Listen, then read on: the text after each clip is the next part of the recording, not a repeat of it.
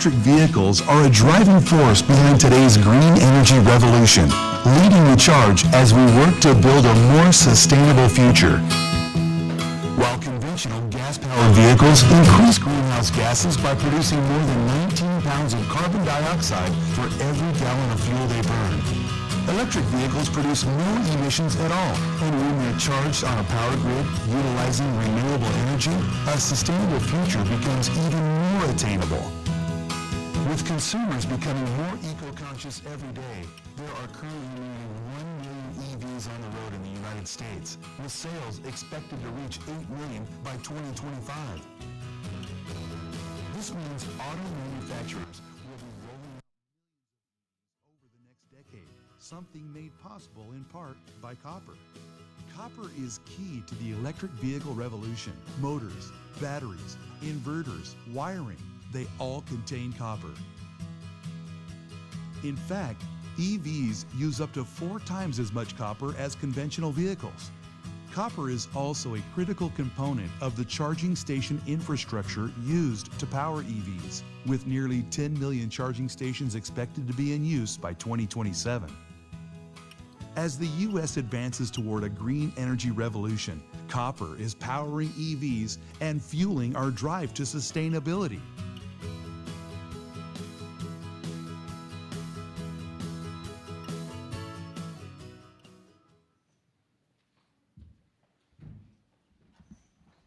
Good morning, everyone. On behalf of the Copper Development Association, I would like to welcome you to our Electric Vehicle Summit, EVs Navigating the Road Ahead. I'm Tom Pasick, the president of CDA, and we're excited to host today's event because, as you could see from our video, copper is an enabler of the electrification of transportation. As most of you know, CDA is the market development, engineering, and information services arm of the copper industry.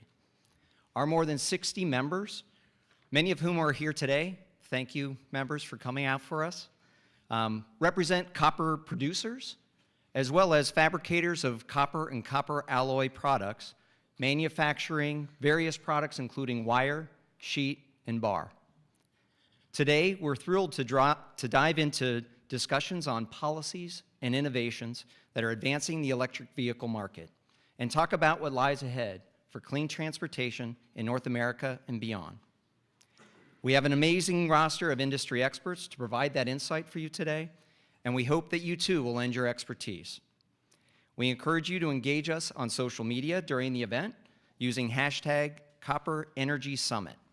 Our Facebook, Twitter, and LinkedIn handles can be found in your event program.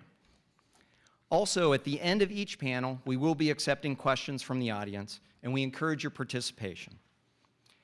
At this time, I'd now like to introduce Zuleika Strong to the stage. Zuleika brings 20 years of expertise in energy market development and serves as a director of energy policy and electrical markets for CDA. Zuleika?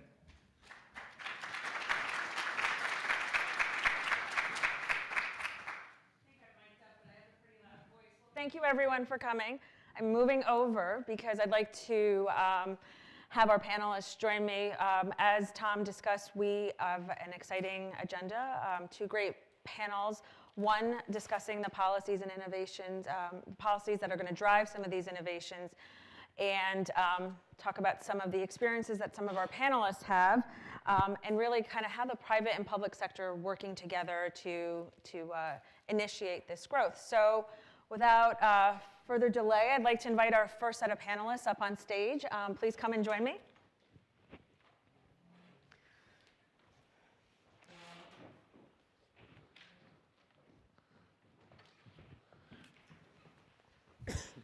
Good morning.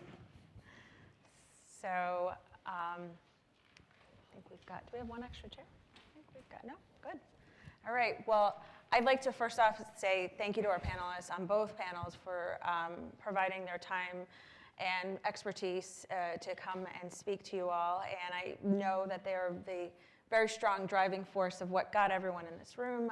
So without further delay, again, I'm going to just kind of go through everyone's background, and then Each of our panelists are going to give a little bit of a presentation or conversation discussion on what each of their respective organizations do and what their, and then we'll follow it up with some Q&A from us as well as some Q&A from you guys. So I'm going to start off. I'll introduce Jason Hartke. Jason is the president of the Alliance to Save Energy, which is a nonprofit aimed at advancing energy efficiency and energy productivity. His experience in the industry includes time with the U.S. Green Building Council, where he led national and international green building programs as a senior executive. So welcome, Jason. Thank you. We also have David Livingston. He is the Deputy Director of the Atlantic Council's Global Energy Center, where he oversees climate and advanced energy initiatives. David has worked in the industry for nearly 7 years, and he previously working at the Office of the U.S. Trade Representative, World Trade Organization, and the UN Industrial Development Organization. So welcome, David. Thank you. We also have Guillermo Aries. Guillermo is the head of Government and External Affairs for Latin America and the Caribbean for the BMW Group. In his role, he works to engage with government, institutions, and civil society to promote and develop the adoption of electric mobility in Latin America and the Caribbean.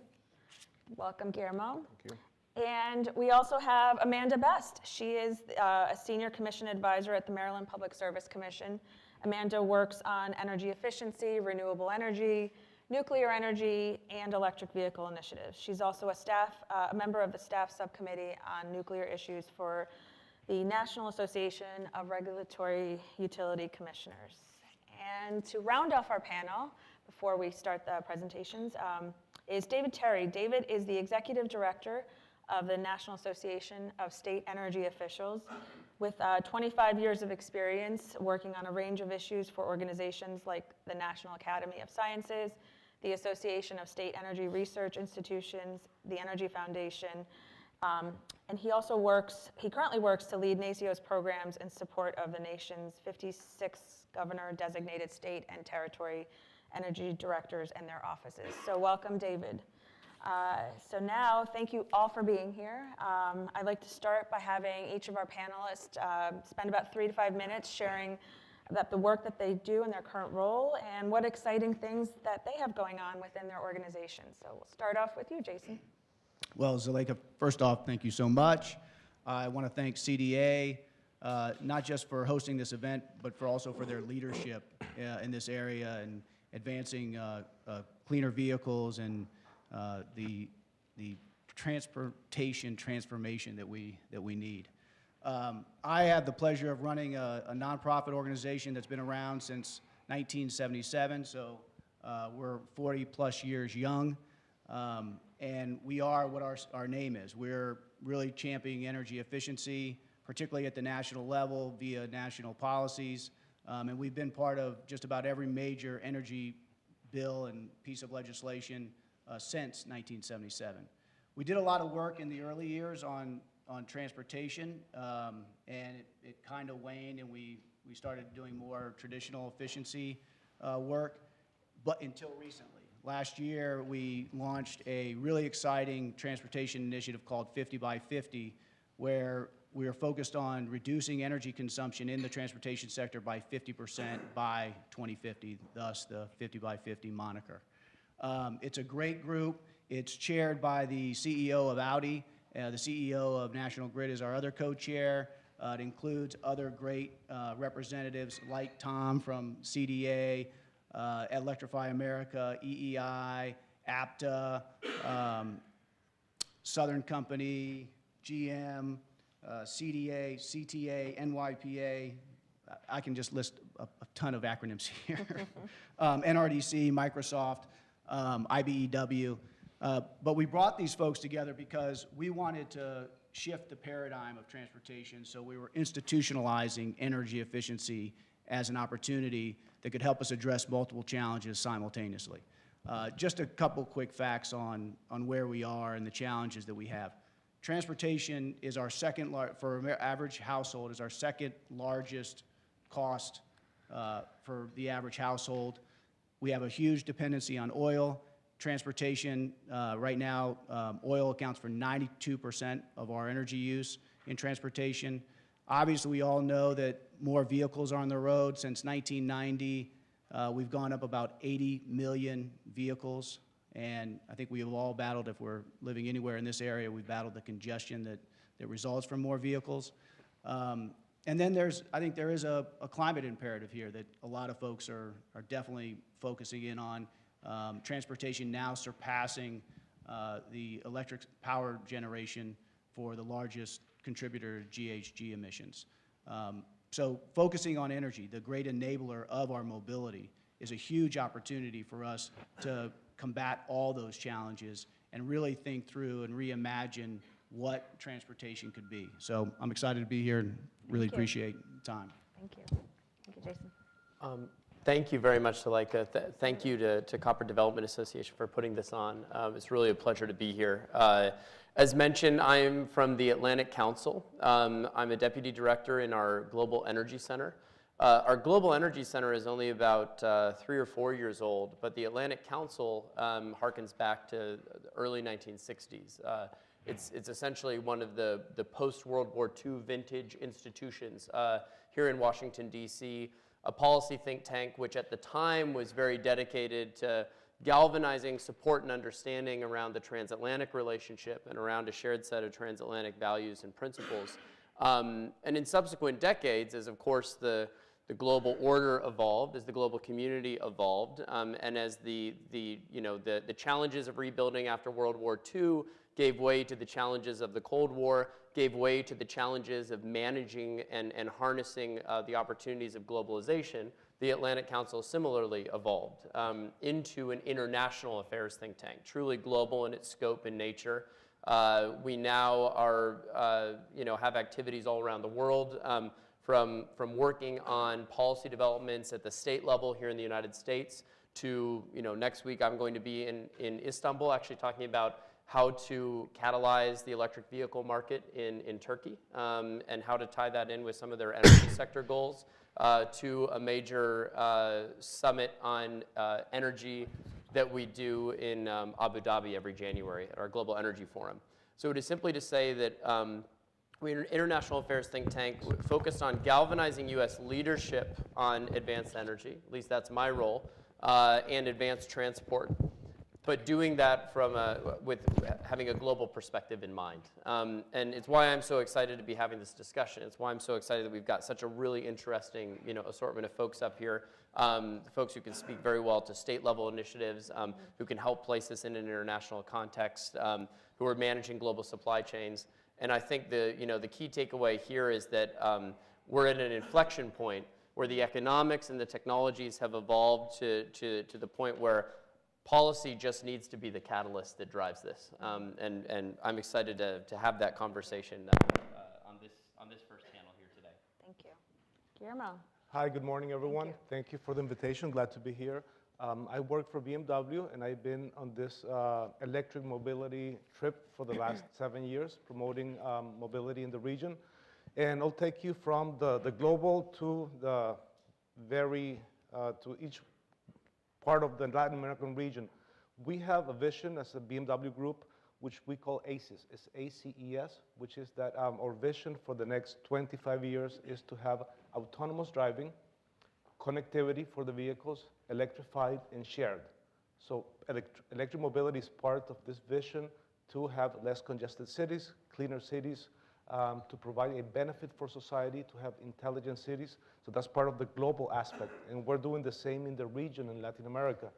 To give you an idea, when we began in 2013, promoting our vehicles in the region, there was a lot of skepticism.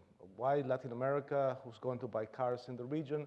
Now we have in Mexico, in the greater metropolitan area of Mexico City, 10% of our sales are electric vehicles and hybrids. In Colombia, almost 7%. Chile, likewise, 5%, 6%. So we see a high growth. And of course, we have limitations because we have different economic realities in the region which hamper a faster adoption. But there is interest, and we have decided to partner with key institutions, think tanks like the Inter-American Dialogue, for example, Council of the Americas, and it's engagement, engagement, engagement is the key of the game. Where we have organized for the past 5 years what we have baptized as the Latin American Summits on Electric Mobility. The first one was in Mexico, then did that in 2015, then in Colombia, Bogota, then in San Jose, Costa Rica, and just 3 months ago in Buenos Aires, Argentina. And it has had a great welcome. Next year we're doing it in Chile, in Santiago. And it's an example of what we can do in the region. The Americas, from Canada all the way to the Patagonia, we are one of the regions that has the highest resources for electric, clean energy grids. So it's important for us to take that opportunity. And as we continue to bring new models into the region, by 2022, we'll have close to 30 vehicles that will be plug-in hybrids and full electric. And we are unwavering in our commitment to pursue electric mobility in the region. And when they ask us who else is coming into the region, there are other brands coming into the region, our philosophy is the more the merrier. We want more companies to go into the region, to take the plunge. We have been the pioneers in Latin America, and the more companies that come in, the best. Challenges is the economic, the lack of predictability in the macroeconomic side of some of the countries where we have an administration that might give incentives, then they run into a fiscal deficit, and we have some of the incentives scaled back or eliminated. So it's a constant two steps forward, one step back, but we're making progress, and it's part of the fun of doing the work in the region. It's hard sometimes to explain to the German colleagues the unpredictability of the region, but I think they're understanding. Thank you. Thank you, Guillermo. Thank you. Amanda. Good morning, everyone, and thank you for having me. I'm Amanda Best, and I'm a senior commission advisor at the Maryland Public Service Commission. We are the state agency that's responsible for overseeing the regulated utilities in the state. So we mostly see electric and natural gas utilities, but there's some others in there too, water, taxi cabs of the sort. From a commission perspective, electric vehicles are really related to grid operation and how they impact the grid. So some of the questions that we tackle at our agency are, how is electric vehicle charging going to impact electric prices? How is it going to impact the reliability of the grid? Is it going to shift when the highest demand for electricity is going to be? And just what are the impacts on the ratepayers and the customers of the electric utilities, and what level of investment are they expected to put into electric vehicles and the infrastructure needed to support them? So currently at the Maryland Public Service Commission, we have an initiative. It was started back in 2016. It's called Public Conference 44, more affectionately known as PC 44, which is essentially our grid modernization, grid of the future type of proceeding. And there were several different work groups that were established as part of PC 44, and one of those was an electric vehicle work group. That work group met over the course of a year and culminated in the submission of a petition to the commission that was for the consideration of an electric vehicle pilot program in the state. And there were various programs in the petition, including rebates, grants, and different rate structures across residential and non-residential classes to try and encourage the deployment of electric vehicle charging throughout the state of Maryland. So that petition was received in January of 2018, and the commission initiated a case, case number 9478, which we received well over 70 comments from 70 different parties, national, locally based, and The commission had 2 sets of hearings, one in May and one in September, to hear from those parties, hear what their comments were, the pros and cons, depending on the industry and the parties, of the petition that was put forth. Now, the petition was for 4 different electric utilities in the state. They're the 4 largest investor-owned utilities in Maryland. It was for about $100 million. So after the culmination of the most recent hearings in September, we're just currently awaiting an order from the commission. And once that comes out, that will kind of direct any future activities in the electric vehicle space in Maryland and any potential future work group activities. Thank you, Amanda. Thank you. David? Thank you. Thank Thank you you so to much. CDA and Tom and Zalika also for today's event. NASEO, the National Association of State Energy Officials, has been engaged in transportation related energy policy for over 30 years. That really was the formation of the energy offices by the governors across the country many years ago. We've had a transportation committee focused on alternatives and the efficiency of transportation for that entire time. In the EV area, I think the confluence of environmental issues, market opportunity, longstanding policies in most of the states to reduce oil consumption or improve efficiency really led our members to call for an EV task force about 5 years ago. So we've been involved in this space for a long time. I think some of the significant policy drivers that I would point to, and we'll get into more maybe during discussion and questions, but something that Guillermo said I think is particularly true in terms of a trend that's emerging, and that's EV mobility and access. It's not just EVs.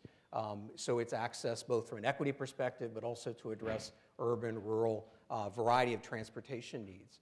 We have seen just a remarkable, I think, upswell in the last 5 years, in the last few years in particular, of states across the country taking policy actions.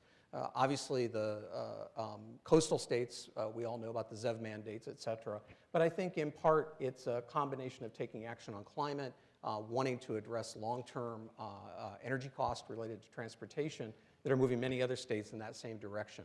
The 8 states in the Mountain West, led by Colorado, Nevada, Montana, and others, we support their MOU in this space. Those are policy-oriented actions, some investment, but mostly policy. And I think that's the other trend we see, trying to untangle the policy from the regulatory issues. Our members address the entire energy space, both regulated and unregulated. So trying to resolve some of those through stakeholder consensus, planning, work we do in particular with the private sector, also with the PUCs. As you've seen, the great combination in states like Maryland where there's coordination among the policy side and the regulatory side are all places that we work. And we have about a half dozen different initiatives. I can go into some of those later, but they all have sort of the same aim, and that's to open market, reduce barriers, both at the state and federal levels, but particularly at the state level, and to coordinate across states so that as infrastructure is added, that there's some standardization, some commonality. And we have a number of tools in that area we're working on. And I'll hold the rest for now. Thanks. Thank you so much, David. And thank you, everyone. I think this is a great opportunity for us to get to know what each of your respective organizations, companies are doing. I'm going to kick things off because I have a lot of questions. And hopefully it encompasses what some of the folks in the audience are thinking. And I'd love to get the input of the audience members. I know that everyone's excited to ask you all some questions. So I'm going to start off with you, David.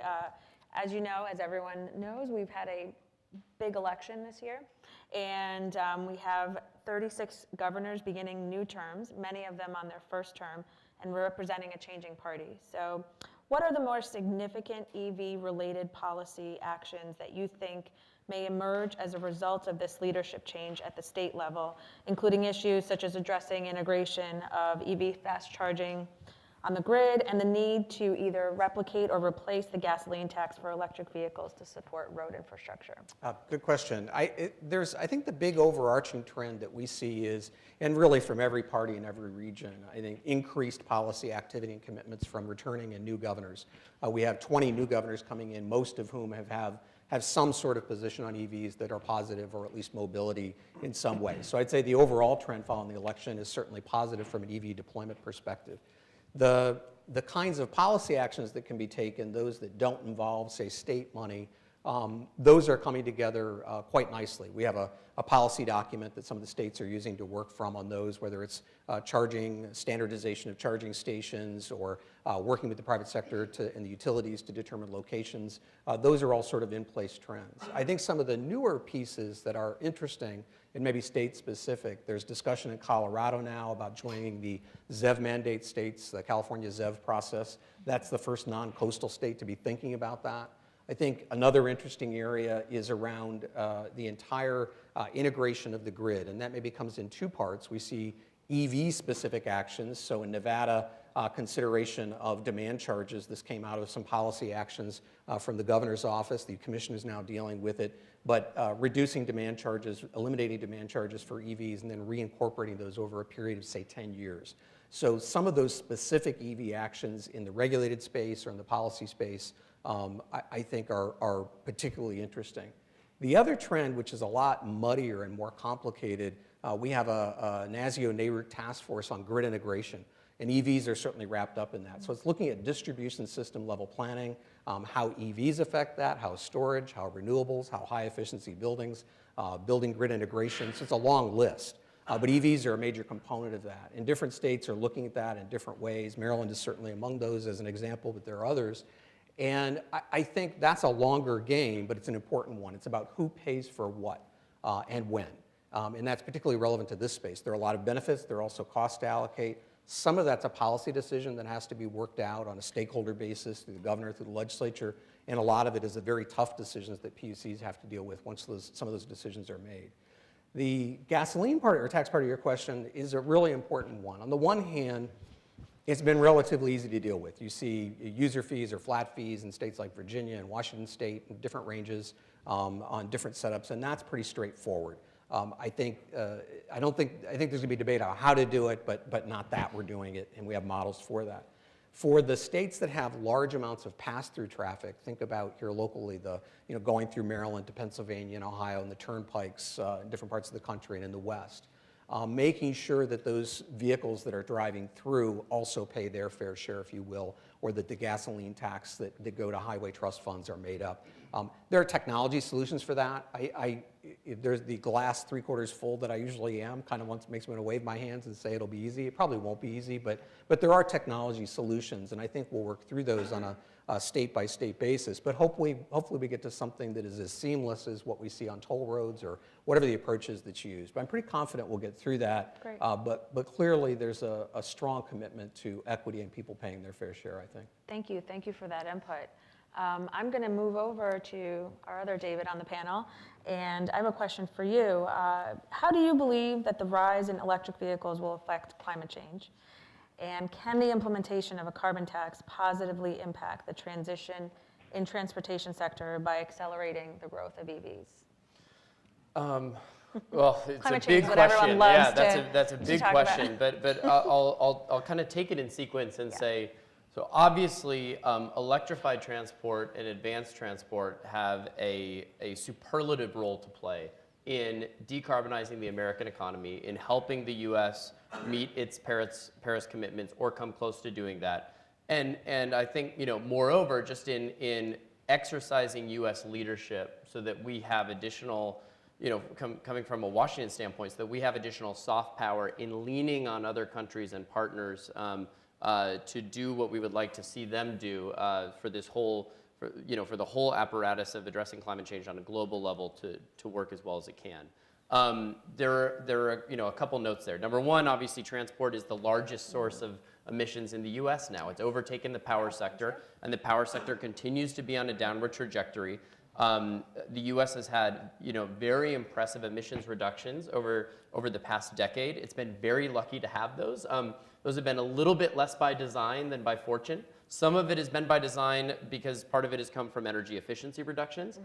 A large portion of it, though, has been the advent of the shale revolution, the availability of inexpensive natural gas, and swapping, coal and in some cases, diesel or crude power generation for natural gas and renewables as well. We're going to face a much more uphill bent going forward.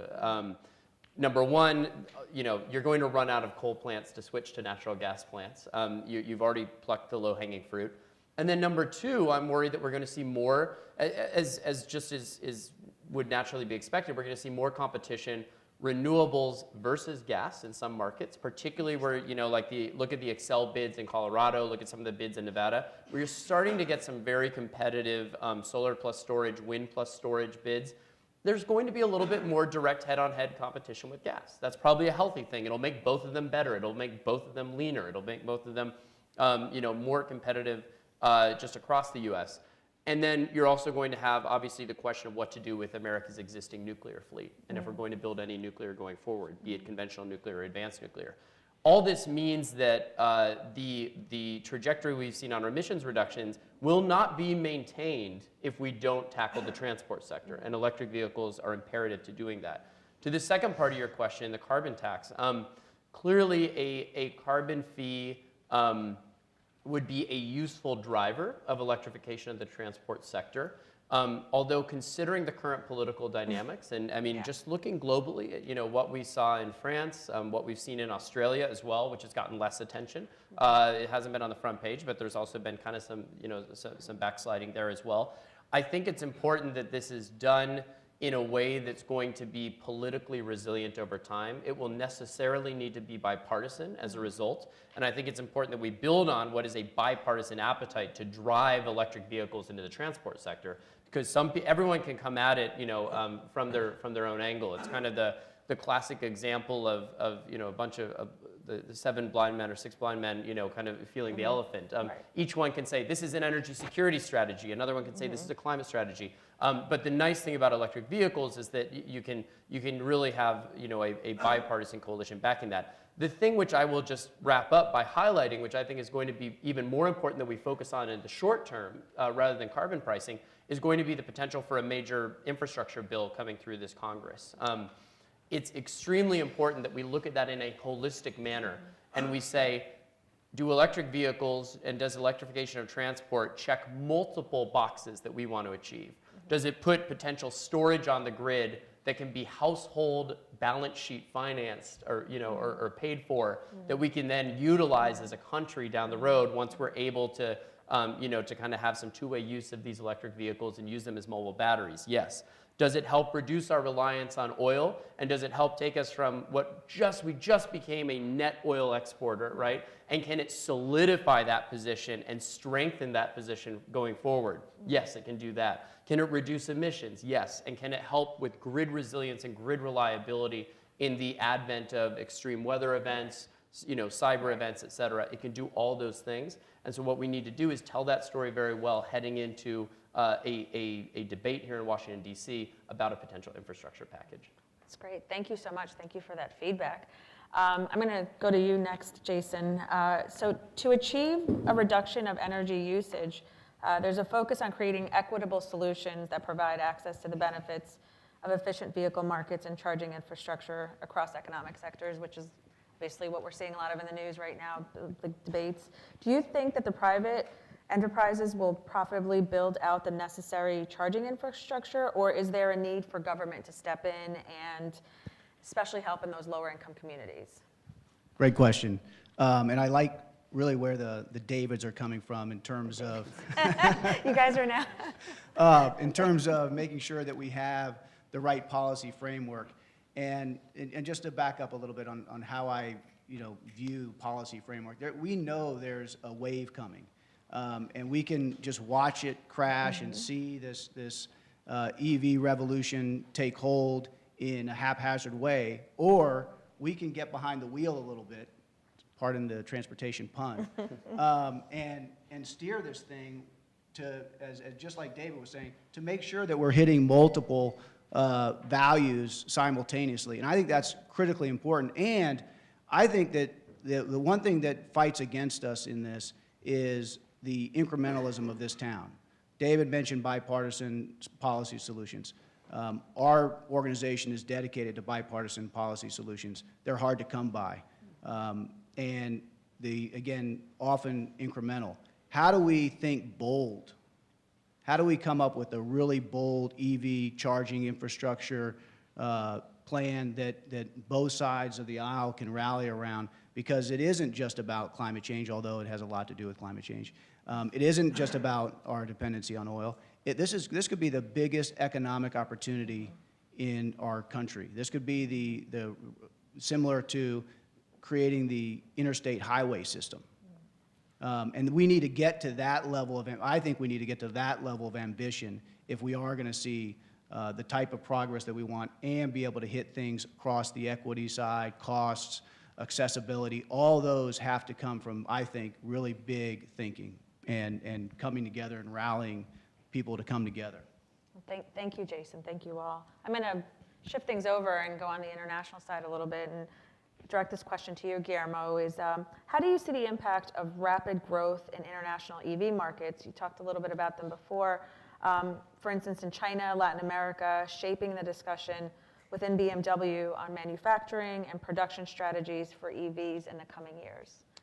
Yes, and I'll start with a very simple example. We are currently running a pilot in Berlin where we surveyed neighbors of a neighborhood in the city. I asked them whether or not they would give up their vehicles. If they were strongly against, some if they would just give it away and just. So the pilot consists in shared driving, which is a part of the whole concept goes with electricity, connectivity. And the pilot is moving forward. So there have been eliminated some of the parking levels of parkings that will be turned into low-income, low-housing apartments. We have more areas in the streets for the neighbors to have green areas, so have eliminated parking spaces. And you may be asking why those vehicle manufacturing company, steel benders, they call us sometimes, wants to have less cars on the road. Because that's a revolution, it's changing. We want to have less cars on the road, less congestion, less pollution, to improve the quality of life in the cities. In the future, it wouldn't be car financing, the main source of income for the vehicle industry. It would be charging for use per mile. You have your app, get a car, also multimodal transportation. We work very closely with municipalities in Latin America in advising them also on public transportation. Here in the US, it's private, having your own car is very ingrained in the culture, whereas in other countries, public transportation is a big part of the transportation system. So blending all of them into a multimodal system is important. Then going into production, what we're doing is making our plants more I wouldn't say efficient, more nimble in being able to, at a lower cost, being able to change or modify production so we can produce electric vehicles and hybrids in a cost-efficient manner in different parts of the world. And we are not the only ones doing it. It's a change that most of the industry is taking, more resistance from some of the brands, but the truth is, whoever doesn't get on this wave will be left out. Right. I think a really interesting point, too, is the cultural differences between different countries. And I know across the board before we talked about incentives and taxes in states and how climate change affects things, but there is a And if I may add one last thing, one of the very interesting things that I've seen the last 2 years, we began working with central governments in 2013. Now, a lot of the work that I'm doing and my colleagues are doing is working with municipalities. For example, the city of Medellin in Colombia, the city of Buenos Aires in Argentina.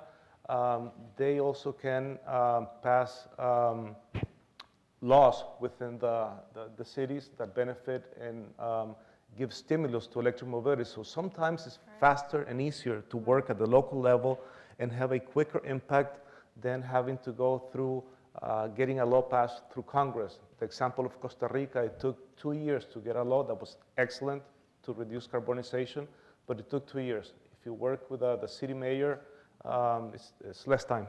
Absolutely. Yes. Thank you. Thank you. Thank you. And I'm going to ask Amanda a question before I open it up to the floor. So Amanda, forecasts predict that EVs will become a significant portion of the vehicle market in the next decade. You know, we're throwing statistics around, and this year EEI reported 1 million EVs on the road. What are some of the benefits and pitfalls of incentive rates and subsidies? And I know things are bouncing around Congress right now, so love to get your feedback. Sure. There are definitely many benefits to rebate programs for EV chargers and for electric vehicle specific rates. One of the important aspects of the rebates that you often see is that they have a smart functionality. And that's an important piece because you're essentially, from a grid perspective, which is what our agency focuses on, the smart functionality enables you to collect data and to control the devices that are installed in homes and businesses across the state. And that's an important piece because when you can collect that data, you can see the actual grid impacts of charging across what's actually occurring at that time. So that data collection then enables you to design better rates and better programs to try and address the grid impacts. So for example, you could make, certain demand response programs that allow you to, either lower or completely shut off EV chargers if there's a high demand on the grid at a certain time. You could offer dynamic pricing programs that try to incentivize people to charge during certain times of the day, or you can actually design an entire rate that sends certain pricing signals to customers that allows them to potentially lower their bills, and it benefits all ratepayers in the grid by shifting peak away from those times that you don't want people charging to times when they can charge. And especially as that impact grows, as right now, it's still growing as an industry, but that impact is going to keep getting larger and larger. So it's important now to collect this data so we can best figure out how to manage these devices as they come online. I think one of the pitfalls that we have to keep in mind is just, in particular, the impacts on the limited income space. Obviously, from a regulator perspective, you have to balance the needs of the utilities, the grid, and the ratepayers. And at least at this time, there are certain ratepayers that might not have as easy accessibility to electric vehicles as others. And so you're just trying to find a good balance between what their fair share of paying for the investments are, along with how accessible it is to them. So some spaces that might be better accessible to those populations might be the ride sharing or public transportation, or trying to get chargers into more multifamily, limited income housing, and try and enable everyone to access these benefits specifically to those ratepayers, but also the shared benefits across the grid. Thank you. This is all really great and diverse feedback across issues. I want to open it up to the audience. We would love to take some questions for our panel. So if anybody has any questions, go ahead. We've got some mics going around the room, so we can. Can I, while you're waiting for a question, can I just jump on something? Sure, that, absolutely. I think you brought up fleets and ride sharing, and I just want to say I think it's a really interesting point, and one that maybe we can expand upon a little bit in the questions. And that I think one of the elephants in the room, maybe not for the next year, the next 2 years, but for the next 10 years, 20 years, is whether the purchase of new vehicles that are going to be put into our fleet is going to be done using the balance sheet and the decision making of the household sector or the corporate sector. As we move more into mobility as a service subscriptions, as we see the rise of micromobility and multiple different scales of connected electric vehicles, from scooters all the way to Proterra electric buses. I think, and as you looked at now, people are trying to there's been unbundling, and now you see companies like Lyft and increasingly OEMs rebundling that. I do think that's going to be a major factor in this, because obviously the corporate sector making these decisions, or fleet operators making these decisions, are going to be able to make a much more kind of net present value sort of calculation than the average household will. You're almost setting the stage for our second panel, too, because we've got that the entire diverse group on that panel. So and that's exactly why who brought that representation. Jason, did you I was have just going to say, there's one feedback? more elephant in the room, and I think hate that's, this. sorry. And I think that's autonomous vehicles. Yeah. So, what's the impact, and our organization and our 50 by 50 commission was looking at what the energy impact's going to be with autonomous vehicles. And it really is, it's the Wild West. They don't know if it's going to have I think one study said a 60% reduction in energy consumption, while others say up to 500% increase because of additional vehicle miles traveled. So it's another major factor in how we have to make sure we get the policy framework right. Right. I think it's very, very key. Get that set before you have emerging changes in the market. There was a question, Jim Wallace, you had a question?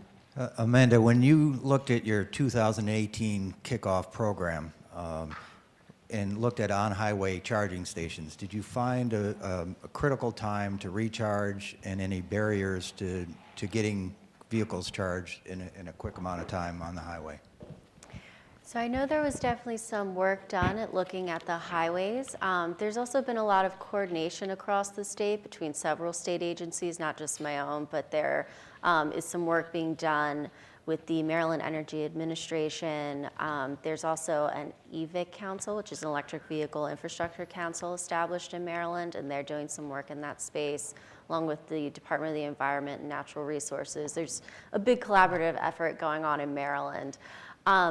The focus of our petition isn't as much on the interstate, but more on the residential businesses. There are some proposals for public chargers that are owned by the utilities, and those could be along highways, or they could be more in municipality or local government areas. But I know that work is definitely being investigated, just not quite as much as part of the petition before my commission. Could I follow up on that real quickly? I think that's exactly correct. We have a number of good examples. One is the Rev West states, those 8 Intermountain Western states that are coordinating with each other. They're relying on both in-state tools, documents we've developed, but also Department of Energy models to think about where they position stations, also working with the private sector, VW, Electrify America, et cetera. The other interesting development, I think, is in Michigan, which is obviously home to a lot of the auto industry headquarters and much of the R&D. They're very focused on this issue, and the Energy Office, I remember, actually created with the state university system a planning tool specific to Michigan to address that issue, and they take many factors into consideration. So I think those kind of things, we're still learning what we don't know. Thank goodness we have some early, I think, auto company and charging company partners to help with, but there are a lot of tools out there and a lot of good examples, and I think some early results that may be predictive from a few of those states. Thank you. Do we have any other questions? My eyes aren't that good. I don't have my glasses on, so if you have them, raise your hands high. Okay. Oh, we've got one right here. Just a kind of a question. You mentioned a carbon tax, and one of the things about a carbon tax is just the mere mention of carbon, it costs a lot of angst, maybe on two political sides. And when you're looking at something like that, I think you'd be better off going with more of a consumption tax on, how many miles you've driven in your electric car. A consumption tax for, highways and infrastructure would probably be a little bit less toxic than trying to implement a carbon tax. It just seems that's like I said, it's something that's very toxic. And maybe there's some different ways that you'd want to go about the taxation. Is that something that you've thought about, like a consumption tax and how you would implement something like that, as far as miles driven and things like that? Well, there've already. I'll briefly, maybe I'll slyly answer that by teeing up others to give a real answer.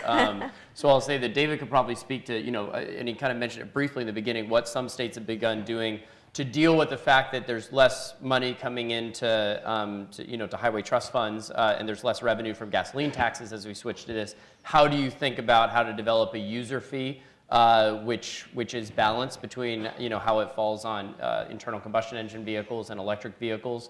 I think that for the transport sector, you're absolutely right. We may need a different approach to dealing with the carbon externality than you might take in, let's say, the power sector or the broader economy, the industrial sector. It may need to look a little bit different, and it may be more politically saleable if it looks more like a user fee or something along those lines.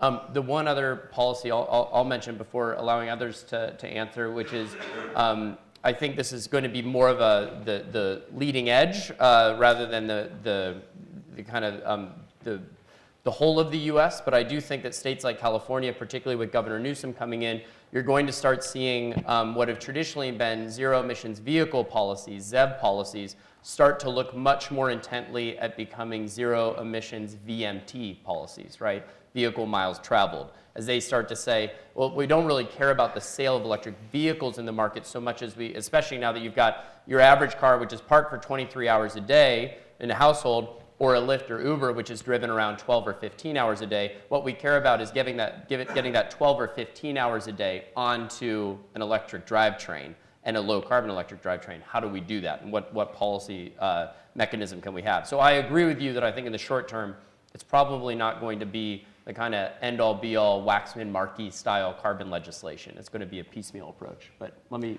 see if others have. I would just add, at the federal level, I certainly wouldn't hold my breath. I think you're probably correct. But at the state level, where things are actually happening in this space, I think you're probably generally correct. It's going to be something more around consumption, with the major caveat that if I'm living, just like with the gas tax, if I'm living in Montana and driving 20,000 miles a year, or Washington, D.C. and driving 7,000 miles a year, obviously I'm impacted pretty differently by that. So setting aside that major issue, I do think that's more likely what you'll see. My recollection is that Virginia approximates a usage tax from an EV perspective right now. It's certainly not exact. I think if I remember correctly, it's based on an average 12,000 miles a year, which may or may not be fair, but directionally, that's where that's headed. So I do think that's probably more likely. And I also think what David said about California is spot on. I think you'll certainly see that, and that kind of an approach in the coastal states in particular, in the Northeast and in the West. You already see that conversation around buildings, frankly. Instead of looking at zero energy buildings, they're looking at zero emission buildings. So not such a different concept for them. They're already dealing with those policy issues. So very good question, though. Great. I mean, even if you wanted to be less intrusive, like you're talking about, in states like Pennsylvania, you have an annual inspection. You could get the mileage on an electrical vehicle once a year. Absolutely. And you pay that tax once a year. So it really wouldn't be an intrusive, the government's tracking me to see how far I've driven today or tomorrow. It'd be once a year, and you'd pay the tax on that. Yeah, exactly. And as I said earlier, I mean, that's the easy part, really. The harder part is the in-state, out-of-state traffic, so the drive-through traffic, which, again, there are technology solutions for, but it's not as though we're all using them right now. So I think you're correct. I think those are really not intrusive, not particularly difficult. I think the DOTs, the governors, the legislatures are eminently capable of figuring out what's fair relative to the gasoline tax as a substitute. It won't be perfect, I'm sure. There'll be some bumps, but I think you're absolutely correct. Do we have any other questions? Absolutely. Okay. Oh, wait, I'm sorry. There's a second one up front. But go ahead. Go ahead. This question may be off topic, so if you want to dismiss the question, please do. There's another thing that's beginning to happen, and it's sort of a competitor to electricity and to copper. It's the advancement of fuel cells, and fuel cells that are powered by water-based alternative gases, liquid ammonia, hydrogen, for example.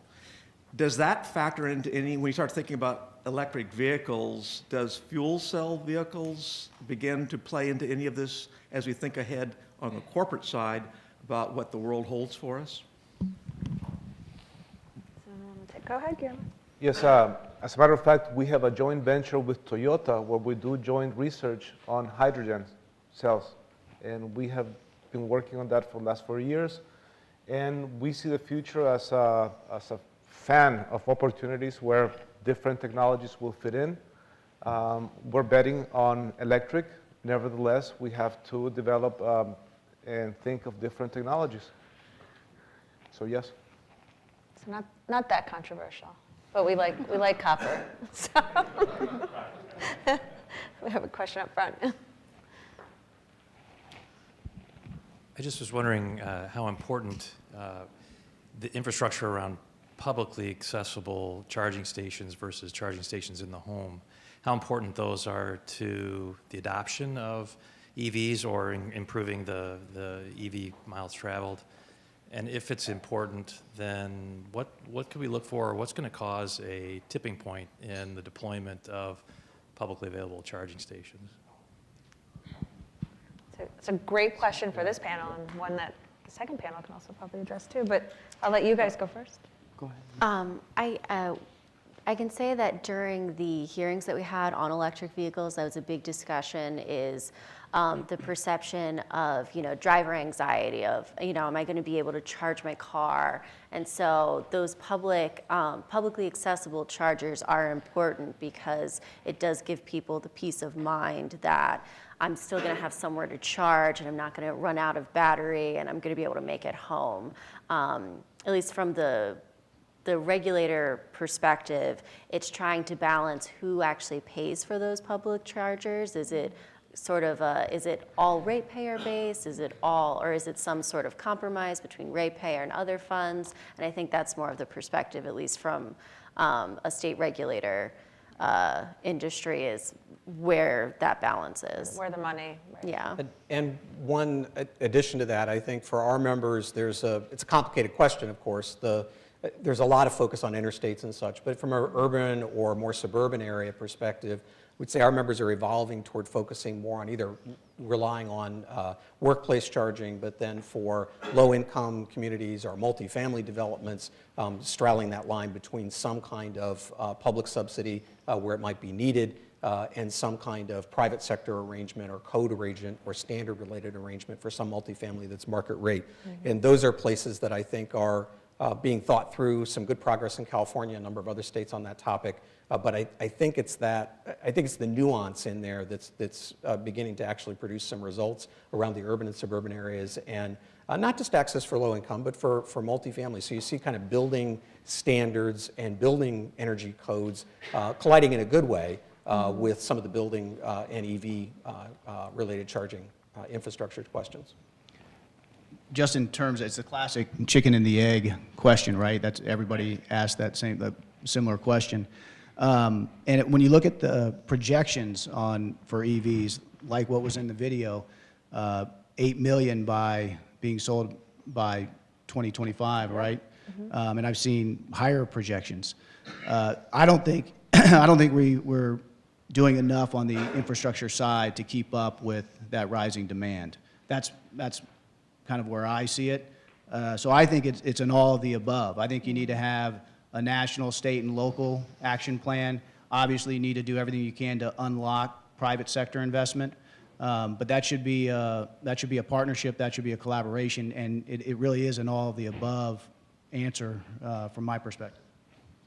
And I'll just add on to all that and say I think we're still in terms of where we are, I think we're still, even though it may feel like we've been asking this chicken and egg question for a while, we're still in the experimentation phase. So, I mean, if Louis Brandeis said that the states are the laboratories of democracy, that's true for EVs as well, and perhaps actually cities are the laboratories of electrification in terms of just who holds the policy levers. There are going to be different approaches, and not all those approaches are going to be appropriate for everywhere, but for example, I was speaking with the Audi representative this morning, and Electrify America is going to to have a program where they might be able to offer some free charging up to the first X amount, so that while you're waiting to get, let's say, infrastructure installed in your home, you don't have to have a period of anxiety that will prevent you from purchasing the vehicle. You can say, well, I know I'm going to be good for the first couple months because of that free electricity provision up front. There have got to be creative ways that other automakers, working with utilities and others, can think about doing that in order to, to just make that first purchasing decision easier. Similarly, I do think that, we discussed it earlier, but it'll ultimately come down to what public utilities commissions allow their utilities to do, not only in terms of rate basing, but also cross-subsidization across rate structures. Can you make the case, I think this is really, we don't look at it enough, but can you make the case that a subsidy to a new consumer, just like you would offer an industrial park or something like that, to come on is good for everyone, even if you're cross-subsidizing, because we do actually want load growth, you know, for these utilities, so that we don't go into a situation where a shrinking number of consumers are getting or having to pay for a larger and larger portion of the transmission and distribution infrastructure. Absolutely. And that, do we have any other questions? Oh, we do. Got Fleming, go ahead. Do we have a mic up front? Thank you very much. I actually have two questions to the panel. One question is, how do you see sort of the takeoff of heavy-duty vehicles? I mean, we've seen enormous growth in China for buses with BYD that, of course, Warren Buffett is an investor into. We also saw Anheuser-Busch make a huge investment in fully electric trucks. So how do you guys see sort of that development, and is that sort of something that you expect to take off very soon? And secondly, and maybe related to that, how do you see the big fleet owners' role in this? Because, of course, both the federal government, the states, the cities are huge fleet owners and operators. But, of course, also the private companies, again, Anheuser-Busch was sort of leading the way with electric trucks. So how do you see the fleet owners sort of help advance this development? Thank you. Go ahead. If I may, throughout my work that I do in the region, I have partnered with the Inter-American Development Bank. The bank is pushing a project on electric buses. And they have providers like BYD from China. So when it's interesting, we go into meetings with government officials or city officials, and they push buses. We talk about vehicles, and we present a multi-solutions on how they can tackle. If you've been lately to Bogota, Santiago, Mexico City, these are very polluted cities. And they do appreciate having this collaboration between multilateral financial organizations, banks, et cetera, us, in presenting multiple solutions. So the answer is yes, at least in the Latin American region, we see a great interest in pursuing public transportation, in this case buses. And a concrete example, this year, the city of Santiago acquired, I believe, 400 bus units for public transportation, and in part with international financing, some finance locally. So yes, we're seeing that in the region, and also we're seeing that in Asia. Great. I'll just add on, I think there are two. I'm really excited about the electric buses. I think that also, you mentioned earlier about Proterra, the electric bus company, split between City of Industry, California, and a manufacturing plant in Greensboro, Spartanburg area, or Greenville, Spartanburg area of South Carolina. Very exciting company. I know they're in 40+ states now. From my discussions with these folks, I think there are two things that sort of need to be worked out. One is demand charges, obviously. For buses, demand charges are going to be even more pronounced. And so what can we do to be creative with rate structures to figure out that question? And then the second one is less of a defensive one and more of an offensive one, is we just are going to, it's going to take some time to get this second generation of batteries. Once you've got you've worn down about 15-20% of the capacity of those batteries, but still 80% plus remains. What do those look like in the secondary market? Can you stack those? Can you use those for grid balancing, for for demand management, for utility-based and household-based storage services? The whole evolution of that secondary battery industry is going to help the electric bus industry as well. And so I think there's two kind of a chicken and egg thing that's just going to take some time to mature and develop. Just one add-on to that, and I think David's exactly correct. I think that it's really, I think it's one of the unsung, heroes of the EV space from an emissions perspective, disproportionate benefits, I think. But one of the pieces that we're trying to sort out is, traditionally in federal emissions regulation, we silo stationary source power plants from mobile. And I think that's one of the other pieces we need to work out, which is also horribly complicated, but pretty important to the electric bus question. It's obviously beneficial overall. I don't think there's much doubt about that. But how do we sort that out from an attainment perspective and other emissions perspective? And I think we're a long way from that. And it's not getting, at least in our group, it's getting a lot of questions. We don't have a lot of answers about how to approach that. And that there is a federal piece to that that I think is particularly challenging given how things have been evolving here in DC. Well, thank you. And these last few questions actually tee us up really well for our second panel. We've got Lisa Jerem from the American Public Transportation Association. So we've got all of the kind of automakers, industry folks on that next panel. But so I want to thank our panelists on the policy panel for doing a wonderful job and for answering so many important questions and giving us your perspective and for your time. And I want to thank you for your time again. And we're going to take a quick transitionary break as we get the second panel set up. But first panel is complete. Thank you again, everyone. Thank you.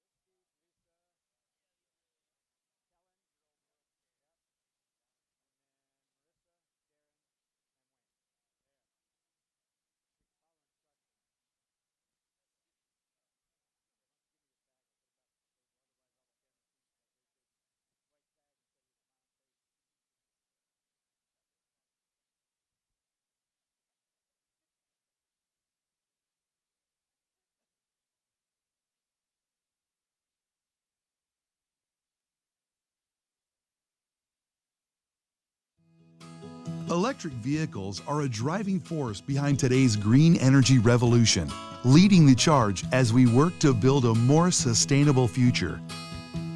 While conventional gas-powered vehicles increase greenhouse gases by producing more than 19 pounds of carbon dioxide for every gallon of fuel they burn, electric vehicles produce no emissions at all, and when they're charged on a power grid utilizing renewable energy, a sustainable future becomes even more attainable.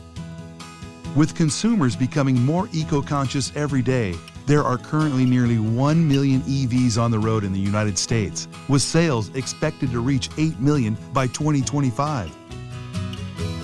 This means auto manufacturers will be rolling out millions of EVs over the next decade, something made possible in part by copper. Copper is key to the electric vehicle revolution. Motors, batteries, inverters, wiring, they all contain copper. In fact, EVs use up to 4 times as much copper as conventional vehicles. Copper is also a critical component of the charging station infrastructure used to power EVs, with nearly 10 million charging stations expected to be in use by 2027. As the U.S. advances toward a green energy revolution, copper is powering EVs and fueling our drive to sustainability.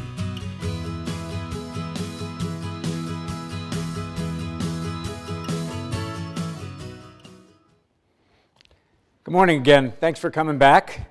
One half of the Davids this morning, I guess we could call them the two wise men. David Livingston mentioned that policy is the catalyst to the growth of the transformation of transportation.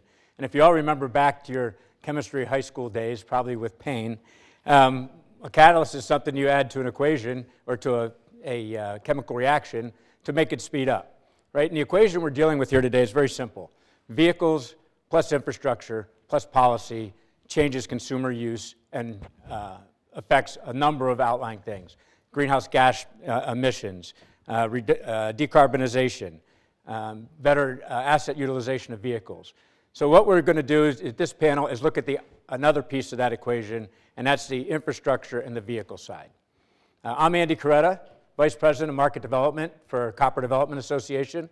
And before we move into introducing the panel, I'd be remiss. Guillermo reminded me that as he was speaking that this transportation transformation is truly a global megatrend. It's not just happening here in the U.S. And we have our partner, the International Copper Association, represented here in the room today, and we'd like to thank them for being a part of this.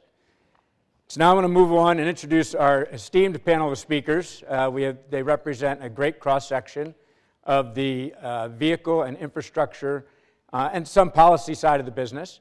And so I'm going to start here to my left. I have Chris Mickelbacher. He's with Audi of America. He joined them in 2018 as the EV charging and infrastructure manager.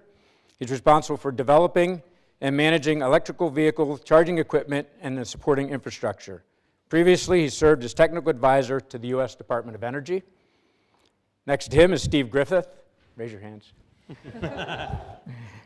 Steve Griffith is the industry director for NEMA's Transportation Systems Division. He has over 18 years' experience in program and project management, including a project management professional certification. Before joining NEMA, he managed projects for various Department of Defense facilities and the Transportation Security Administration. Third in line is Lisa Jerem. She's the director of bus, paratransit, and surface transit at the American Public Transportation Association. She has more than 20 years of experience at researching, analyzing, and advocating for sustainable transportation technologies and systems. Previously, she was a principal analyst at Navigant Research, where she managed their transportation research portfolio. We have Kellen Schefter. He's a senior manager of sustainable technology at the Edison Electric Institute, EEI, which is the Association for U.S. Investor-Owned Electric Companies. At EEI, he leads their transportation electrification efforts, including policy advocacy, business model development, and cross-industry coordination. He previously worked at plug-in electric vehicle manufacturer Fisker Automotive, and prior to that, the Vehicle Technologies Office at the U.S. Department of Energy. Marissa Gillette, welcome. She's the Vice President of External Relations for the Energy Storage Association. She's responsible for providing the strategic vision and leadership regarding ESA's overall brand, and in addition, she provides leadership of research programs educational programming and events, and the marketing and communications teams.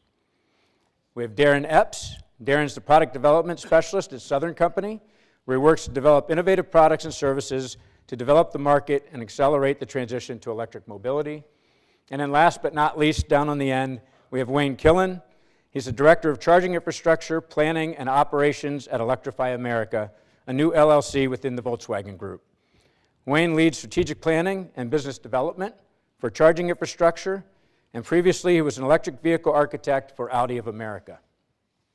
So as we did in the previous session, I'm going to start out by letting each of our panelists give a couple of minutes of what they do, what they're most excited about in this space, and then we'll move over to some questions. So Chris? Thank you very much, and thank you for everybody for turning out today. I really liked sort of the intimacy of our crowd here, and of course, thank you to CDA for hosting all of us and bringing us all together this morning. Chris Mickelbacher, I'm from Audi of America. I work within the department. We call it Audi One, so it's the organization for a new era. Wayne's actually an emeritus member and founding charter member. But what it's really interesting about our group, we're relatively small and we're dynamic in the sense that we kind of get to slot within different business portfolios of Audi of America. And so right now, the new era is electric. And so Audi is investing, Audi and Volkswagen Group, I should say, are investing quite heavily in this space. Within the last few months, we've announced several partnerships and investments, nearly $50 billion in just the battery sector alone. So that's partnerships with LG Chem, SKI, among others. And then we're also investing in some of our manufacturing capabilities as well. So that's standing up new manufacturing facilities all across the globe in order to kind of, and these are advanced manufacturing techniques in order to handle these new technologies that are coming out. And so that's really to kind of cope with these electric vehicles. And then that comes to our next sort of phase, which is going to be the scale.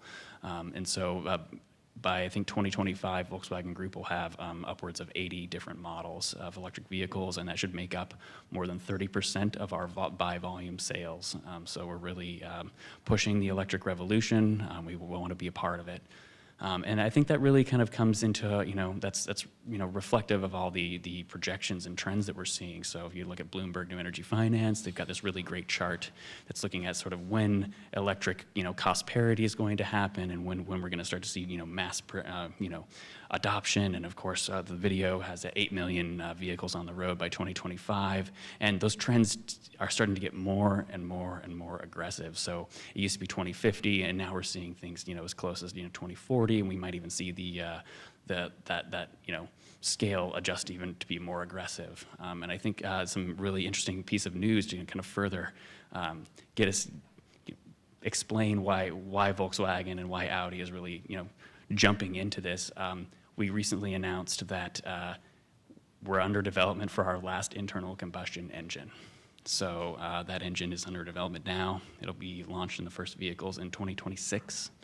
And then there'll be variants for over the next 10 or 15 years from there. But we're basically going to see the last of Volkswagen internal combustion engines by, say, 2050 or so. So it's here, it's coming.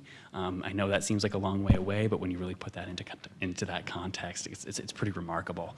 But so, of course, we're Audi. We like to sell cars. I think we make beautiful cars.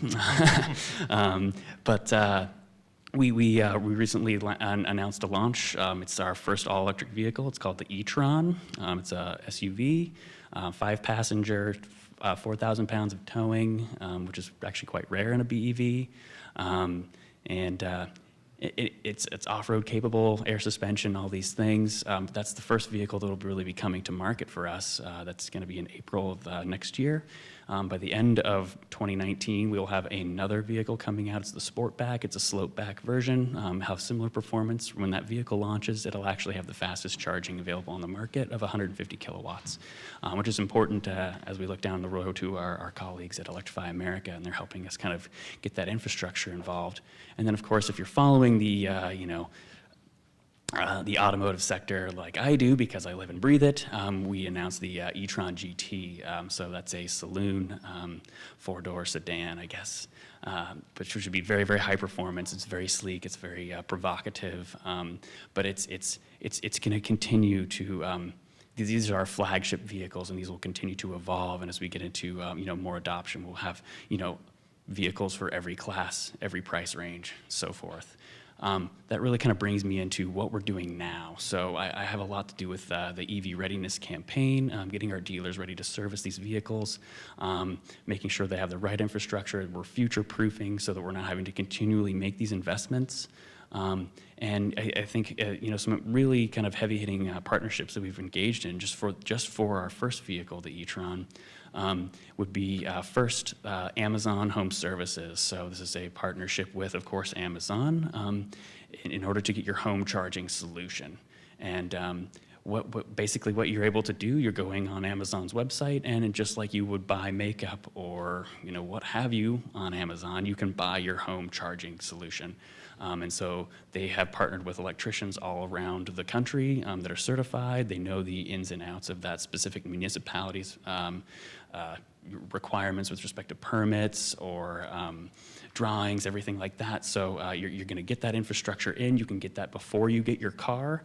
So an easy button for our consumer, because that's still one of the largest barriers to EV adoption, which would be range anxiety. Where am I going to charge? The next partnership that we really have is with It's Electrify America, so further alleviating our consumers' range anxiety. It's 1,000 kilowatt hours of free charging, so when you get your car, you can go plug in at that same day in one of their public DC fast chargers. So again, if you're not able to get your EVSE installed in your home right away, you're covered. And then finally, I think it's in either the top 1 or 2 reasons for buying or considering to buy an electric car is environmental concerns, and we really heard a lot about that in the panel before. And so we've partnered with Arcadia Power. So they're a digital utility, and what they're allowing us to do is they're effectively, you're offsetting your utility bill with renewable energy. So they make investments in solar or wind or other renewable technologies in different locations, and you're investing in those assets. And so that offsets your utility bill because you're offsetting your energy consumption with those. So you're tying directly into your utilities, so that means that no matter where you live, it's a multi-unit dwelling, a single-family home, you're not in an area that has access to solar at all, you can still charge your vehicle using renewable energy. And so I think that's really important. I really don't like hearing myself talk anymore, so I'm gonna move on, and looking forward to the panel. Thanks. A lot of exciting things going on there. Next, we'll go to Steve. Thank you, and thanks again for inviting NEMA to participate in this event. A little bit, like I said, I'm Steve Griffith. I work for NEMA, which is the National Electrical Manufacturers Association. It's an industry director. And really my role as industry director is I manage a division within NEMA, which I'll get into in a little bit. I manage the direction and strategy of where we want to go with this division. For those of you who don't know, NEMA, we're an industry association of about 325 electrical equipment and medical imaging manufacturers. We're headquartered right across the river in Arlington, Virginia. Our members manufacture products that are used in various aspects of generation, distribution, transmission, and use and control of electricity. We represent a lot of different markets. We call them divisions: industrial products, building infrastructure, lighting systems, utility products, medical imaging, and last but certainly not least is transportation systems, which is the group that I lead. Obviously, we do 3 things for our members. We develop standards. I'm sure you've heard of NEMA standards. We do a lot of government lobbying and advocacy at the state, local, federal level. We provide market data and intelligence. So in 2018, 2019, our Board of Governors adopted digitization, cybersecurity, and electrification as a focus area for our membership. And the Transportation Systems Division, which is the division that I lead up in NEMA, kind of supports those goals. I think the term in this morning's panel was connected, electrified, and quote unquote, ultimately autonomous. We think that's a huge opportunity within NEMA because our members, provide the products and the services that make electrified transportation. So the mission of our division, plain and simple, is how do you get from point A to point B in safe, efficient, and cyber-secure ways. We all know the transportation sector represents the single largest use of non-electrical energy in the US, about 25%. A key component of that is charging infrastructure. So one of the groups that I lead at NEMA is our Electric Vehicle Supply Equipment section, or EVSE for short. And that includes the manufacturers of products used to supply power to electric vehicles. It could be level 1, EVSE, level 2, DC fast charging. It could include, the connectors, the conductors, the communications, and the software. So, we feel that this is a ripe market. We want to move forward with this EVSE market, and we kind of have 5 goals in our section that kind of lead our activities. Number 1 is expanding the market by including EVSE requirements and codes, ratings, and standards. So we've done a lot of work developing standards, getting EVSEs into the National Electric Code. I think the 2014 and 2017, there's an Article 625 that has EVSEs. We're doing some work now with the 2020 NEC to incorporate modern cooling technologies. A big portion is, advocating for that unified position on legislative and regulatory issues regarding EVSE and EVSE adoption. Collaborating with training programs. We've got a program that we assist with local contractors and installers to educate them on the values of EVSE, aligning with like-minded people in the industry like you see here today. And another one, which is a secondary, is reducing the certification costs. We're a big proponent of harmonizing standards designed into one set of requirements. So this is a huge opportunity for us, and I think I'll stop there and I'll kind of let my remarks go into the discussion. Thanks, Steve. Lisa? Thank you very much, and thank you to Copper Development Association for inviting us. So, Lisa Jerem, I'm the Director for Bus Programs at the American Public Transportation Association. And I'll just tell you briefly about what that is. So we're the leading organization in the US, membership-based organization supporting public transportation, advocating for public transportation, and supporting our members around public transportation. We're based in Washington, D.C., as associations tend to be. And we have over 1,200 members. They're transit agencies around the U.S., but it's also business and industry that supports public transportation, that's part of the public transportation industry. And then we also work with state associations, other associations collaboratively, because much of what we do is something that really requires partnerships with city governments, regional governments, and other types of entities. So that's broadly speaking what APTA is. And we have a lot of different areas that we need to focus on. Just very broadly speaking, our mission is transportation that is readily available, it's accessible, that's safe, it's sustainable. And that crosses all modes, that's rail, and of course it's bus, which is what I cover. And one of our key strategic goals over the past several years has been on the technology side, to really be at the forefront of some of the technological advancements that we're seeing happen. And for buses, electrification is really a key part of that. There are other areas, and I think we'll talk about that somewhat in terms of automation and other things part of the digital transformation. So it's certainly not just electrification, but from my perspective, bus electrification is really one of the major opportunities in electric transportation that's happening right now, and it is really happening right now. I would say in the US, there's somewhat around, maybe like over 300 is the general estimate, battery electric buses in operation, which is a relatively small number in total. There's somewhere in the order of 900, 1,000 or so buses on order. And then there are transit agencies, there's over 70 or 80 transit agencies that have electric buses deployed, typically at small levels, like 5 buses maybe. But then you've got transit agencies that are making commitments to go all electric, and some really big ones, especially in California. So in Los Angeles, LA Metro says they're going to go all electric by 2030. San Francisco is going to go all electric, and there are others in California, and there's some others making that commitment as well. And so the reason I mentioned this, and again, I don't want to get too much ahead of myself because we'll get into it later, but one of the things APTA does is we do kind of research in what's happening in the industry.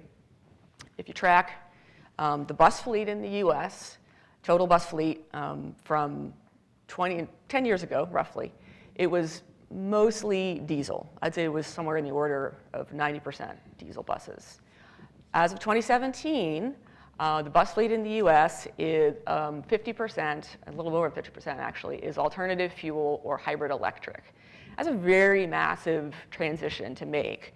It happens faster than it happens in the light-duty vehicle market, even though the light-duty vehicle market obviously is very advanced in these technologies. But the point is, in transit, when these things happen, it can happen in a really big way. And I think there's that potential, too, for battery electric buses, given the level of interest. And so what we do is I've got a lot of things that I focus on as the bus director, and it ranges across many other topic areas. But electrification is certainly one of the key ones, and we're trying to support our members, work more closely with other stakeholders that are really critical in this effort, utilities being one of them. That's a really important part of the transition for transit agencies in the US. So we're working with utilities. We have committees that focus on education, actually information sharing among transit agencies and all the other entities involved in electric bus deployment. So APTA is really looking to ensure that we can support this transition as much as we can. Thanks, Lisa. Kellen, you're up. Yeah. Good morning, Kellen Schefter with EEI. If you're not familiar with EEI, Edison Electric Institute, we're the trade association, also a trade association based in DC. Our members are the investor-owned electric companies, so including Southern Company and all the other investor-owned electric companies across the country. I work on electric transportation pretty much full-time now, which is pretty cool, because I think this is one of the most interesting parts of the electric power industry right now, actually. And a few reasons why we're really excited about electric transportation. I think the first one out of the gate is environment, and we've talked about that, and you heard it on the previous panel how transportation surpasses now electric power sector in terms of greenhouse gas emissions. That line crossed over, according to EIA, in like February 2016. I remember when that happened, because it was kind of a shock to our environment folks at EEI. Like, are we really number 2 now?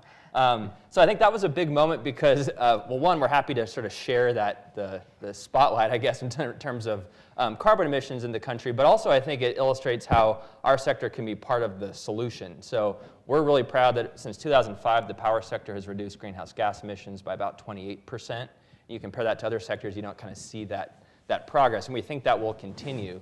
So I think the big point there is that transportation electrification is really about connecting the transportation sector, which is normally a very separate sector from energy, or from electric at least, and sort of connecting them, and then transportation can benefit from all the investments and progress that's being made on the power side. So we're really excited about that. I think another reason is customers. I think electricity is about half the price of gasoline if you fuel at home. When gasoline goes up to $4 a gallon, it might be a third of the price. So there's a cost benefit there that I think is really important to keep in mind from just a customer household standpoint that also impacts fleet electrification, other things. But also I think it was mentioned on the earlier panel by Amanda, actually, from Maryland, that we really, as electric companies, think about all of our customers and serving all of their needs. So it's not just passenger car. It's really about people that use buses, that use rail, car sharing, ride sharing. If we get to autonomous vehicles, that should all be electric. So really making the transportation system electrified, I think, is what is really core to what we're thinking about in terms of serving all of our customers. And then the last one is this sort of bigger topic of grid integration. I think we'll get into that a little bit more. But the cool thing about electric vehicles, and it was also mentioned on the previous panel, cars tend to park 22, 23 hours a day, right? The rest of that time, they could be plugged in and charging. And that gives you a lot of time. So there's this big load potentially coming onto the system with a lot of flexibility for when it could be charging. So that gives us a big opportunity as the grid operators to think about when is that beneficial to the grid and all the customers of the grid for when that charging should be occurring. And that's something that's going to change over time. There's a lot of different ways to sort of tweak when EVs are charging. But I think that's something that's really core to our business and something we're really excited about as this market evolves. Thanks, Kellen. Marissa, just like Kellen passed the GHG emissions from one group to the next, you get to Thank you. I want to thank the Copper Development Association for having me here today. My name is Marissa Gillette. I'm with the Energy Storage Association. I'd also be remiss if I didn't thank the electric vehicle community generally on a personal note, since that's what got me into my current role at the Energy Storage Association. In my previous role, I was the chairman's advisor at the Maryland Public Service Commission, and I had the pleasure of leading the I won't count how many months, 12 to 18-month electric vehicle work group process that Amanda spoke to earlier. So it's great to see so many familiar faces in this room. Electric vehicles first introduced me to storage at the Commission in a real way, and it's been my pleasure to get into that further since joining ESA in February. As Amanda alluded to, the work group filing from the PC44 process I made in January as an attempt at the most epic mic drop ever, because then I just walked out the door and left it to Amanda's capable hands. So at the Energy Storage Association, we are the national trade association representing energy storage interests in America. We have utilities, financiers, integrators, manufacturers. We represent anyone and everyone that is interested in being involved in opening up markets to the energy storage community nationwide. So in case you're not familiar with storage, it encompasses much more than batteries, although batteries is the very obvious overlap to electric vehicles.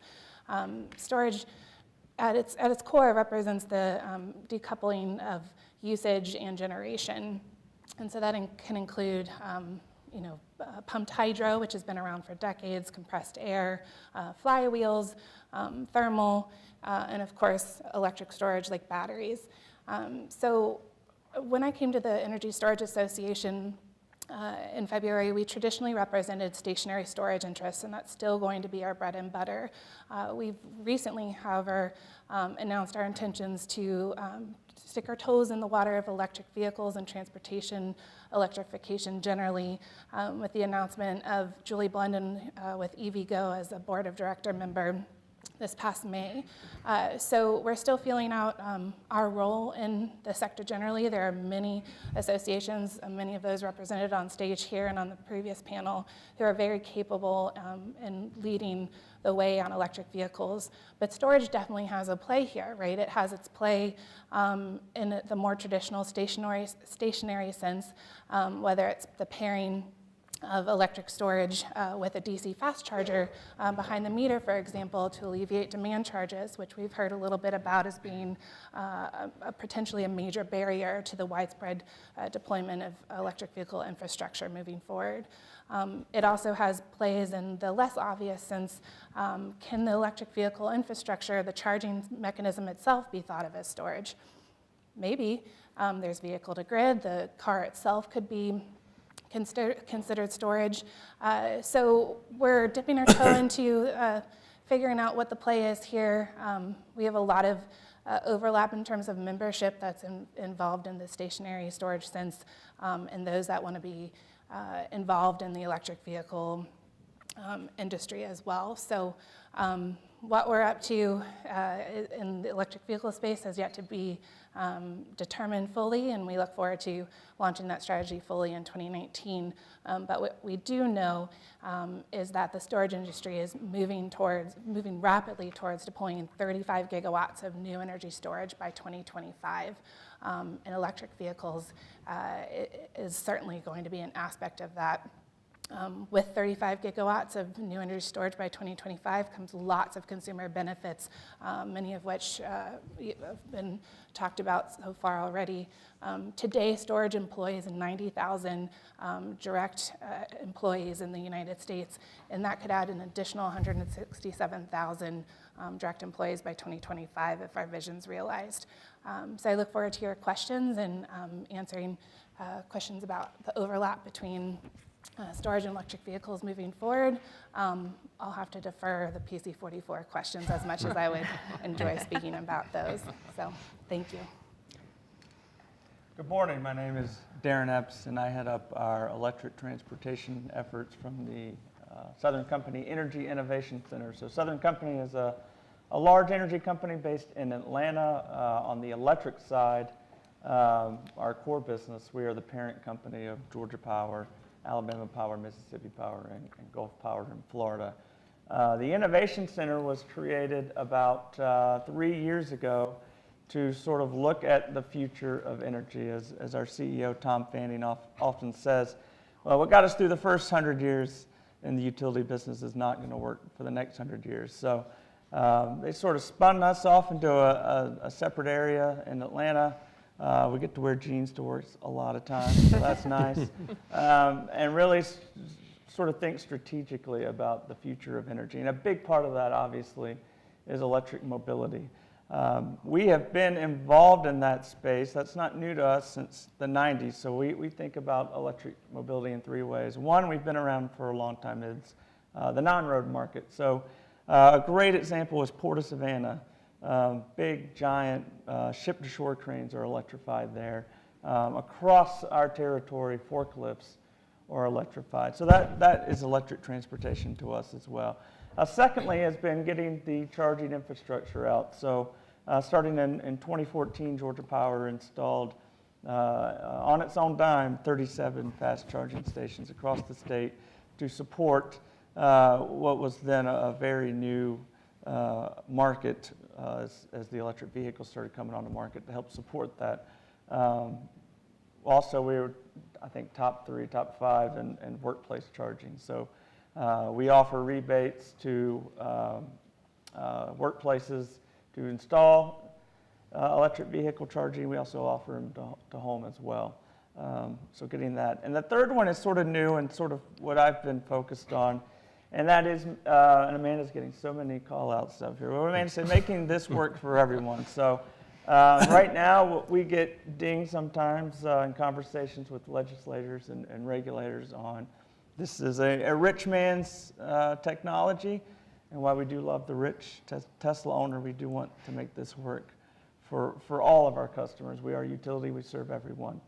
So to that end, as Lisa said, we have electric buses coming to Macon, Georgia, Birmingham, Alabama, Athens, Georgia, my alma mater, University of Georgia, is having electric buses.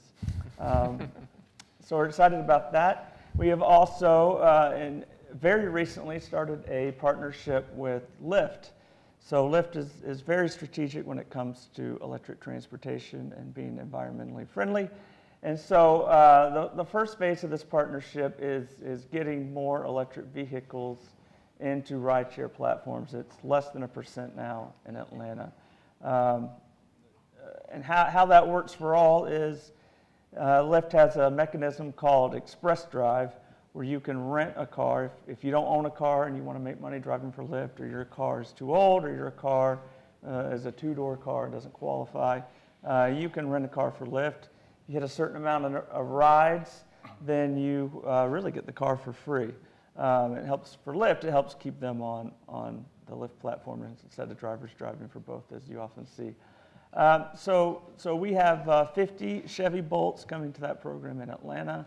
We're really excited about that because now anyone can drive an electric vehicle at a reasonable price. And we will certainly be getting the data off of those vehicles and hopefully painting a picture of how electric vehicles and rideshare are much more cost-effective to the driver than the gas counterparts. And so it'll really be interesting to see how the numbers play out. But obviously, not spending money on gas, no maintenance, we think will make a big difference. We are, working. Those people, if you look at the demographics, a lot of them live in multi-unit dwellings. That has been a very big challenge to try to get charging in those locations. You have HOAs and property managers and building owners, and it's just been a real challenge. We have worked with the City of Atlanta on a new ordinance that went into effect in July, and that is 20% of all new commercial parking spaces in the City of Atlanta have to be wired for electrification. So we're really excited about that. Obviously, Wayne, with Electrify America, there's going to be a huge boon for us in increasing the amount of public charging because the rideshare drivers obviously need it. That'll be the backbone of your public charging. So with that, I'll turn it over to Wayne. Thanks, Darren. It's appropriate we put you at the end. You've got a number of plugs as you've gone along here. So. Good morning, everyone. It's nice to be here with you. So my journey started about 3 years ago. I was minding my own business at Audi of America, doing product strategy, portfolio planning. I was increasingly involved in the electric space, had a hand in defining the first product, in fact, and I knew enough about charging infrastructure to be dangerous. So then the fall of 2015, the TDI crisis happened at Volkswagen of America. And obviously, that was a huge event that transformed the company. And today, north of $25 billion in fines, penalties. We were one aspect of that solution that was more of an investment called Appendix C of the consent decree. And literally, it was setting up a charging company, much like EVgo or Tesla, to essentially give back, provide for ZEV adoption through charging infrastructure, brand neutral EV education and awareness, and other ZEV access initiatives. So I was asked to join the company in late 2016. Employee number 4, we have 70 employees now. We're set up as a proper owner-operator charging company, meaning it's our capital, we take care of the equipment, it's our network, we manage the consistent pricing for the consumer. Statistically, that tends to correlate with higher customer satisfaction over time, and obviously we're in this for a 10-year commitment. It's $2 billion, by the way, over 10 years, the largest single investment of its kind in charging infrastructure ever. It's divided into 4 30-month cycles, $500 million each, $300 million to the EPA states, and then $200 million to California Air Resources Board. And right now, we're about 2/3 of the way through the first cycle, which began January of last year and will end June of next year. We have about 55 sites up and running today. We're going to be building out to 484 sites by June of next year. Staggering infrastructure deployment. At those 484 sites, well over 2,000 DC fast chargers. The single largest order of DC fast chargers ever made, and I'll talk more about that, up to 350 kilowatts of charging speed. We'll be in 42 states, including District of Columbia, on major highways, including 2 cross-country routes, and we'll be in 17 large metros across the United States that correlate with 70% of anticipated EV sales by 2020, so we'll be putting chargers where the customers are. So things are going really well. We're now in the process of getting our second cycle of investment approved with EPA and California Air Resources Board. In fact, this Friday there will be a hearing in Sacramento on our second cycle plan that will be open to the public so you can see what the key components are there. We will continue to focus $500 million mostly on DC fast charging technology. We will also be dabbling into some new spaces. We'll be looking at L2 residential. That's a huge part of the conversion process, since 70 to 90% of a typical EV driver's charging will occur at home. So obviously the 20 to 30% outside, you have to have that covered too. We're going to be looking at medium and heavy duty trucks in California. We'll be looking at on-site generation as well for a second cycle. So there are a lot of things going into this. Again, another $500 million investment, and so we look forward to really helping zero-emission vehicle adoption in the United States in a big way. Thank you. Thanks, Wayne. Before we get started, let's give them a quick hand so we welcome to the stage. I'm impressed not only with the caliber of the folks we have up here, but the breadth of the industry that they cover. And as I sat and listened to all of them, what strikes me is electromobility is less about moving people and more about moving energy. And we're trying to cover about every aspect of that, from generation and transmission to storage to the vehicles themselves and then incorporation of the vehicles. And so I'm going to start off with a few questions, and then we'll kick it out to the audience. So Lisa, I'm going to start with you. I know you represent the bus sector, but with the intersection of EVs, car ride sharing, autonomous vehicles, technology, and public transportation, what do you think is going to be the biggest game changer, and what are the biggest hurdles and opportunities that are going to affect this in the public transportation sector? Right, yeah, so you have kind of covered the big disruptors that are happening for sure. And in fact, again, to go back to sort of APTA's strategic planning, the sort of shifting business models around transportation, that's certainly been a major focus. So this, ride sharing, the transportation network companies, TNCs as we call them, I actually think that has already been the biggest game changer in a lot of ways in transportation broadly. And so transit operates in that environment, of course.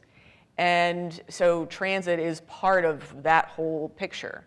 And it's sort of, in a way, maybe tangentially related to, you know, the electrification and the automation. But really, I think it has to do from the bus transit side. It presents some opportunities for transit agencies to rethink a little bit of how they do bus service.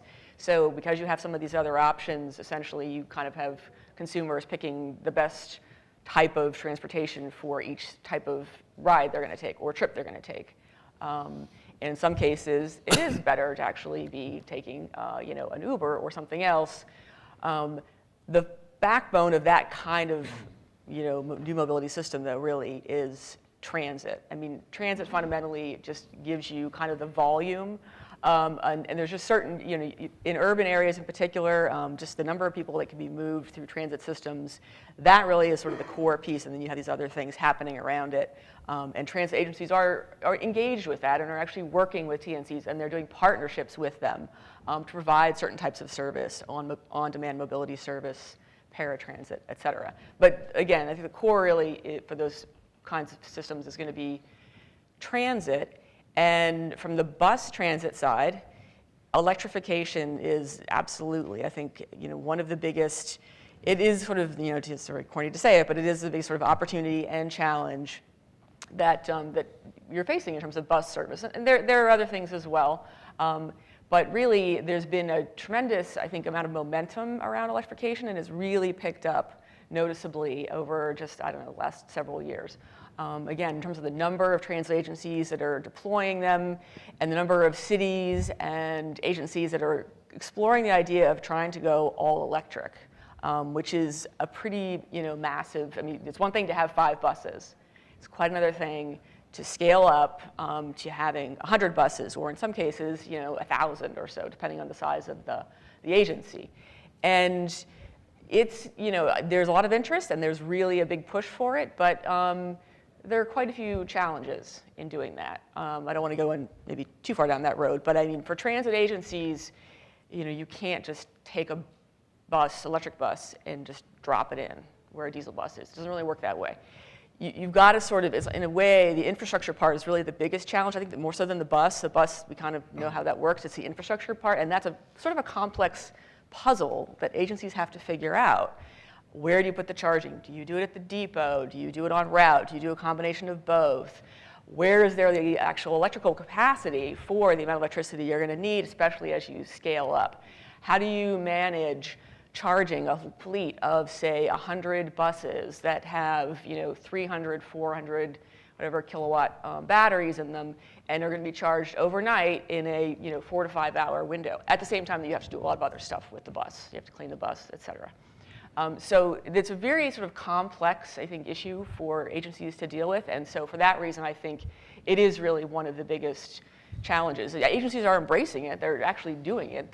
They are, you know, being leaders in adopting the technology, but it is also an ongoing challenge. And then the automation side, I think, is an interesting one, too, and that's something else Transit's really looking at. But to my mind, it's sort of a farther down one. The electrification was really kind of front and center.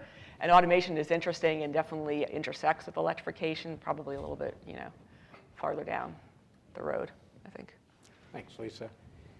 Kellen, I'll help you with, as Lisa said, as these transit authorities are switching to 100% electric buses, we get to the last Volkswagen internal combustion engine and we start transitioning more into electric vehicles. This is going to increase demand on utilities. How are they going to balance the transition as green energy solutions, providing electricity for transportation? And is this going to strain our power generation and power distribution grids with this demand? How are we going to deal with that? Yeah, great question. So I think the punchline that I'll jump to first is that the grid is ready for electrification today. And I'll say that for a couple of reasons. And it's helpful to think about the grid as a couple different systems. There's the wholesale high voltage generation and transmission, and there's sort of your lower voltage distribution system. On that wholesale side, if you just think of the throughput of electrification, it's really not going to happen so fast that we have to have anything really to worry about. So if you look at some of the forecast numbers, the EEI just did a forecast to 2030 saying we'll have about 18 million EVs on the road by 2030. there's 240 million light-duty vehicle cars on the road in the US. If all of those went electric, it would be about a 20% increase to throughput on the grid nationwide. So 18 million gets us less than 10% of the way there. So we're like less than 2% increase in load, even by 2030. So this is why, from that wholesale transmission side, I think we could go a lot faster. I'm not worried about having to build a lot of new power plants or transmission to serve EV load, just because we have so much capacity there that we can use. On the different, I think, challenge might be this distribution system. This gets exactly what, Lisa, you were just talking about with having power available at the place you want it, at the scale that you want it, at the local distribution center. That adds some more near-term costs and concerns. And I don't think the concern really is there today. California electric companies recently did a study, and they have about half the EVs in the US, by the way. They have about 500,000 EVs just in California.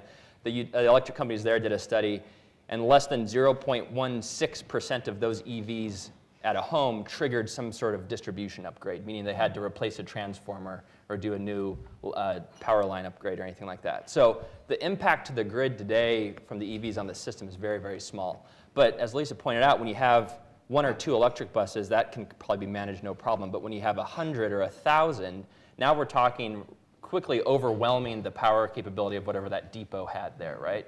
And again, that's not really, I think, scary to an electric company. This is kind of what our companies do. They know there's a big Walmart going in. They have 2 years to plan for it. They'll serve that load. The issue is somebody showing up on the system saying, I need to charge 20 buses tomorrow. That would be a problem that will take a long time, I think, to solve and would require more investment. And I'm sure Wayne probably has some stories about how long it takes maybe to get service to new high-power charging stations. These are the things that our companies need to start thinking about, is really making sure that at the distribution level that power is needed and who kind of pays for that, right? Traditionally, if there's a clear customer that is triggering that upgrade, they'll pay for it. But I think we also can think creatively about if this is a system benefit, we can share some of that cost between that end-use customer and all the ratepayers and customers who are paying into the system.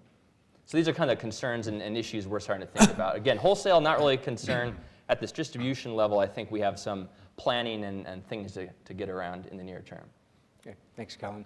Chris, we're going to go to you. You know, sitting right here to my left, we haven't heard from you for a long while. So I want to make sure you're still awake. To what degree will automakers evolve into integrated energy and transportation providers to incorporate electric motors, solar power, battery storage, battery manufacturing, energy management, and autonomous driving technologies? And is this going to completely change the industry models and with new combinations emerging? There's a lot there. Yeah. So yeah, I mean, I think we're already seeing it now. So as I mentioned earlier in my comments, I think 2025, there's going to be over 150 new models available of electric drive or electrified powertrains. And so we're starting to see the industry shift. Now, some companies are obviously, embracing this a little more than others, but I think it's coming. I think when we're referring to, I guess, all of those different facets, I don't necessarily see the battery itself becoming something that the OEM, the traditional automaker, is going to own. I mean, people think that Tesla makes their own batteries. Those are Panasonic. So I think Panasonic's, the LG Chems, the CATLs will continue to kind of dominate this market. It's a very complex problem. I spent the last 10 years, or almost 10 years of my career working with lithium-ion batteries, and it's just not something that I think traditional OEM really has the resources or institutional knowledge to take on. However, they can dictate sort of the top-level requirements will then make it into electric vehicles. But continuing on the battery side, I think we're really going to see sort of it's that secondary market for batteries. So the electric vehicle has pretty well used up the battery after about 20% fade. So it's no longer really able to meet those sort of performance requirements that the consumer demands from the battery. And that's usually over about a 10-year period. And so there's still 80% capacity remaining. And so what do we do with that? That's still a very valuable asset. And that's really where I think some of the stationary storage can come into play, or sort of a battery buffer if we're talking about high power fast charging. And so I think we'll start to see more and more automakers, as their vehicles have greater sales volumes, and in the out years we'll see more and more vehicles participating and using their old EV batteries as grid assets. further as we get into the transportation sector, we're already seeing these companies pop up. We're seeing subscriptions from the likes of Volvo. So we're flipping the ownership model on its head, where the OEM is going to own the model, and you're going to pick from their portfolio based on the level of subscription that you have, and so. We're going to continue to see sort of these markets kind of feel these different business models out, because as we all know, the automobile manufacturing game is very competitive. Consumers are becoming more and more stringent with the way that they spend their money, and of course we're getting more and more people moving into cities where they don't necessarily need to own a vehicle. So alluding back to that 22, 23 hours a day where your car is just sitting there. I think the biggest concern that we really need to worry about, and this is where I think the electrification and the autonomous need to be linked, maybe not initially, because there's a huge power demand for autonomous technologies. We're in the kilowatts. And so maybe there will be some internal combustion or some plug-in hybrid variants for autonomous vehicles initially while the technology gets improved and the power demand from those systems kind of decreases. But they need to be linked because there was I think we lightly touched on this in the panel before, but there was a DOE report that came out a couple of years ago. I think it was the Cradle to Grave, and it said, autonomous vehicles are either going to be a net benefit to, say we're going to reduce our emissions by 60%, or they're going to increase the emissions by 200%. So that's a pretty huge band that really kind of leads you to kind of the uncertainty and the immaturity of the market. But this is why you're seeing so many different models and so many different approaches to addressing this transportation. And again, we're seeing more and more kind of partnerships, OEM to OEM, platform sharing, because we're in a global economy these days. So it just makes more sense to consolidate and produce better products instead of competing. One of my colleagues has said, Tesla, it's wonderful. I'm really, really happy for what it's done for the electric revolution. It's fantastic. I don't view Audi as a Tesla competitor. We are all building we're all looking to educate our consumers and just generally, increase the penetration of electric vehicles. It's not about stealing the pie, it's about growing the pie. So I don't know if I really got to all your questions, but it's really complex and it's really, really exciting. So I don't remember them all, so we'll say yes. So I'm going to switch over to Darren, and I'm going to build on this electric vehicle as a battery on wheels model. And from Chris's earlier description of what Audi's coming up with, it may be a premium battery on wheels, but the battery on wheels model that we're taking energy and we're moving it around. From a utilities perspective, can vehicle to grid or vehicle to home and demand response technologies and programs transform the role of the vehicle and how utilities are managing customer energy use? Well, absolutely. And we look at vehicle to grid. It's certainly something very interesting to the utility. We are on many, many working groups and committees looking at it. We are testing it in our lab in Birmingham. I would say as far as vehicle to grid, it's not as near term of a priority, really for two reasons. One, if you ever want to spark a lively conversation, get a bunch of auto companies and bring up V to G. I'm sure Chris could attest to that. Some are very for it, and some say, no, we don't want the battery to be used that much. It could degrade the battery. There's a million studies about that. So until all the automakers get on board, we're sort of kind of waiting and watching. And two, in the Southeast where our rates are already pretty low, how much could someone make by putting energy back on the grid? That's debatable. Where it gets more interesting to me is like a school bus. Much larger battery, sits parked for most of the summer. Now that gets pretty interesting. And we have Bluebird in Fort Valley, Georgia, that has won a grant and is looking at some of these technologies. And now that gets really interesting. As far as load shifting, at Georgia Power, you can get on the super off-peak rate and pay really about a penny a kilowatt hour if you charge between 11 p.m. and 7 a.m. So we love more load coming on at night. And so really, if we're looking at a consumer wanting to save money, it's charging at that super off-peak rate. So that's been hugely successful in Georgia. Obviously, you can program your car to charge between those hours and save a substantial amount of money. So yes, we're looking at all those things. There's still very new technologies. I don't know if Chris has an opinion on V2G. Always. I'm trying to spark something here, but you know, it is still being kind of widely debated, the future of that. Thanks, Jay. Do you have an opinion on Sure. Yeah, you know, I think you're completely right. I think from Audi's perspective, it really comes down to how we want to utilize our battery.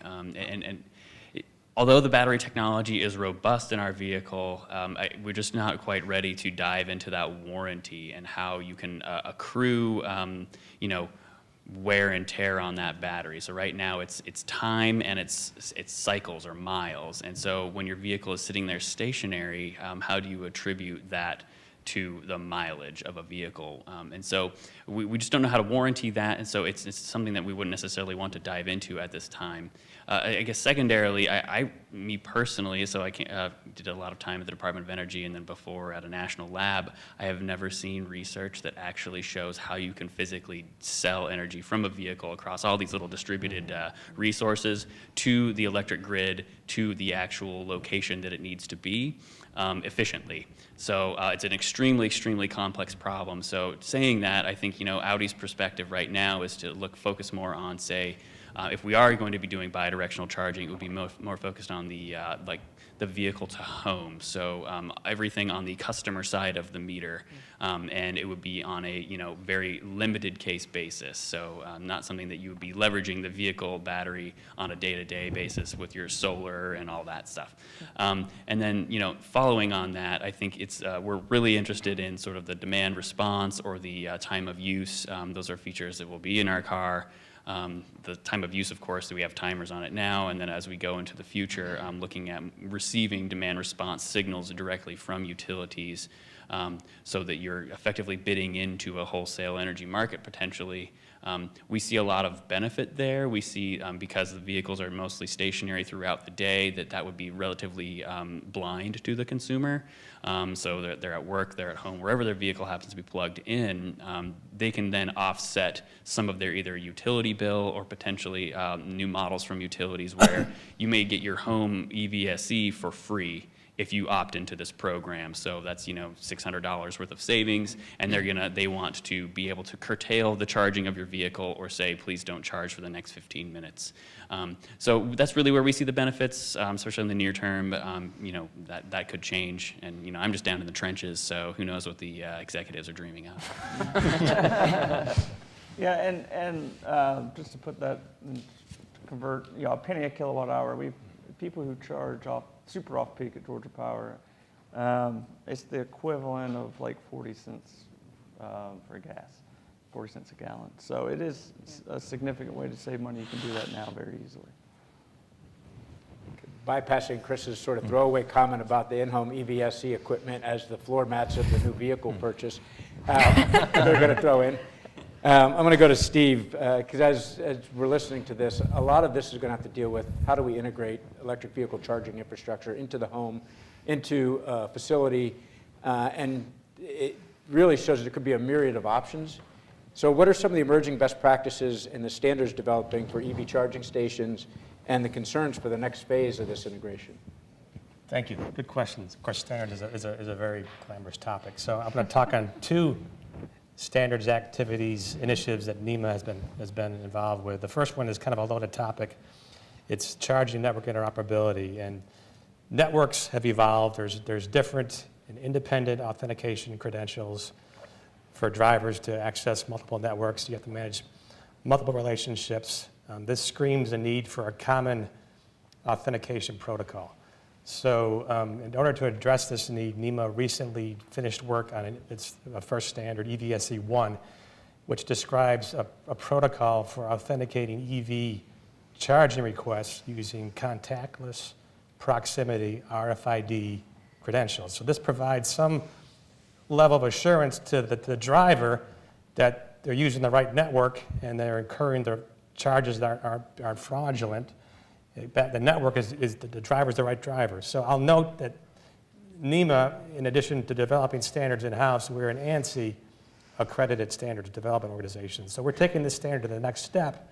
We're going to make this standard EVSE1 an ANSI/NEMA standard. And an ANSI process, we invite external users, general interest, anyone who's interested in this project to join a Canvas group where we're going to take this standard and promulgate it as an ANSI/NEMA standard. So I would invite you, if you're interested in that particular project, to come see me afterwards.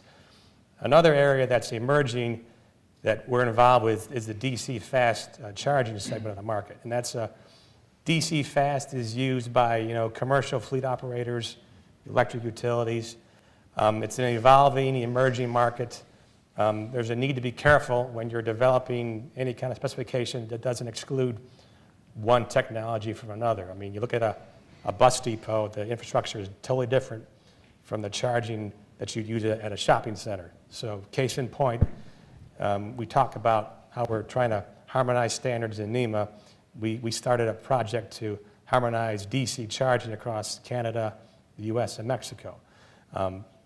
We've seen work from the EPA as they're trying to develop an Energy Star specification, and we're asking them to kind of slow down, let the market evolve, let industry provide you an informed decision on the specification so we have a well thought out specification. The big concern is how can we get infrastructure to keep up, right? And that's the chicken and the egg question, right? I get that asked a lot of times. You need more cars, you need more infrastructure. Well, we've done a lot of work trying to incorporate it, EVSE into the NEC, the 2014, the 2017 NEC, there's Article 625 was rewritten to include EVSE requirements.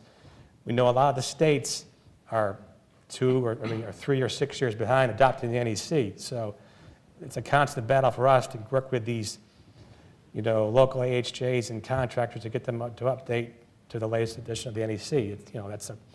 It's a push-pull because we're advocating for latest and greatest safe technology, but they're saying this adds to cost. You talk about infrastructure, which I think we talked about in the panel earlier. There's a lot of talk about infrastructure in the next Congress, and we've got our own priorities on how do we include EVSE infrastructure.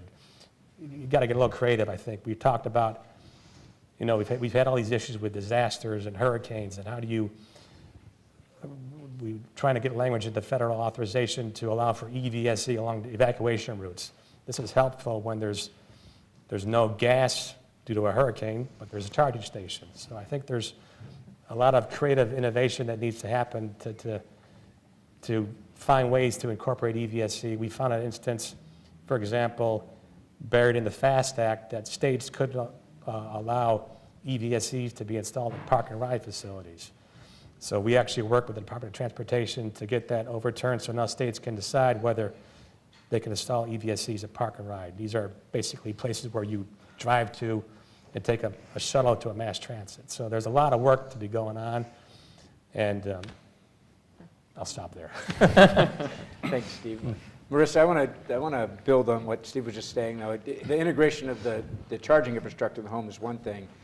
Can you talk to us a little bit about how energy storage is going to play a role in the resiliency and reliability of electric vehicle charging, maybe on the home level or even on a larger level? And then on both panels this morning, we heard mention of reuse of batteries from EVs as an alternative storage option more to stationary storage. Could you give us a little insight into that? Sure, I can try to. So there are a lot of analogies for describing bacon. I just tipped my. Okay, so storage is described by many people as the bacon of the grid, meaning that it makes everything better. I cannot believe I just did that. I've also tried to make some failed analogies to storage in my 2-year-old twins, so I'll let you figure out how that went. So storage, it can optimize generation. It can also pair with things like electric vehicle service equipment to optimize it in the residential and the non-residential context. So the one that I spoke to earlier, and I'd say that it interacts with the integration of those equipment differently in the residential and non-residential context. In the non-residential context, that's the one I spoke to earlier about helping integrate the DC fast chargers, most commonly behind the meter, pairing with large stationary storage. Some programs in California, and there was a proposal to do it in Maryland, have looked at demand charge holidays as temporary relief to get around the demand charges that would be incurred by these DC fast chargers. But we're advocating, and our members are advocating, that a more elegant long-term solution would be the pairing of storage with the DC fast chargers to provide long-term relief. So you could also have a generation element coupled with that. That raises some interesting questions about ownership and other things that I'm sure we could have a whole nother panel on, but that helps integrate the DC fast chargers.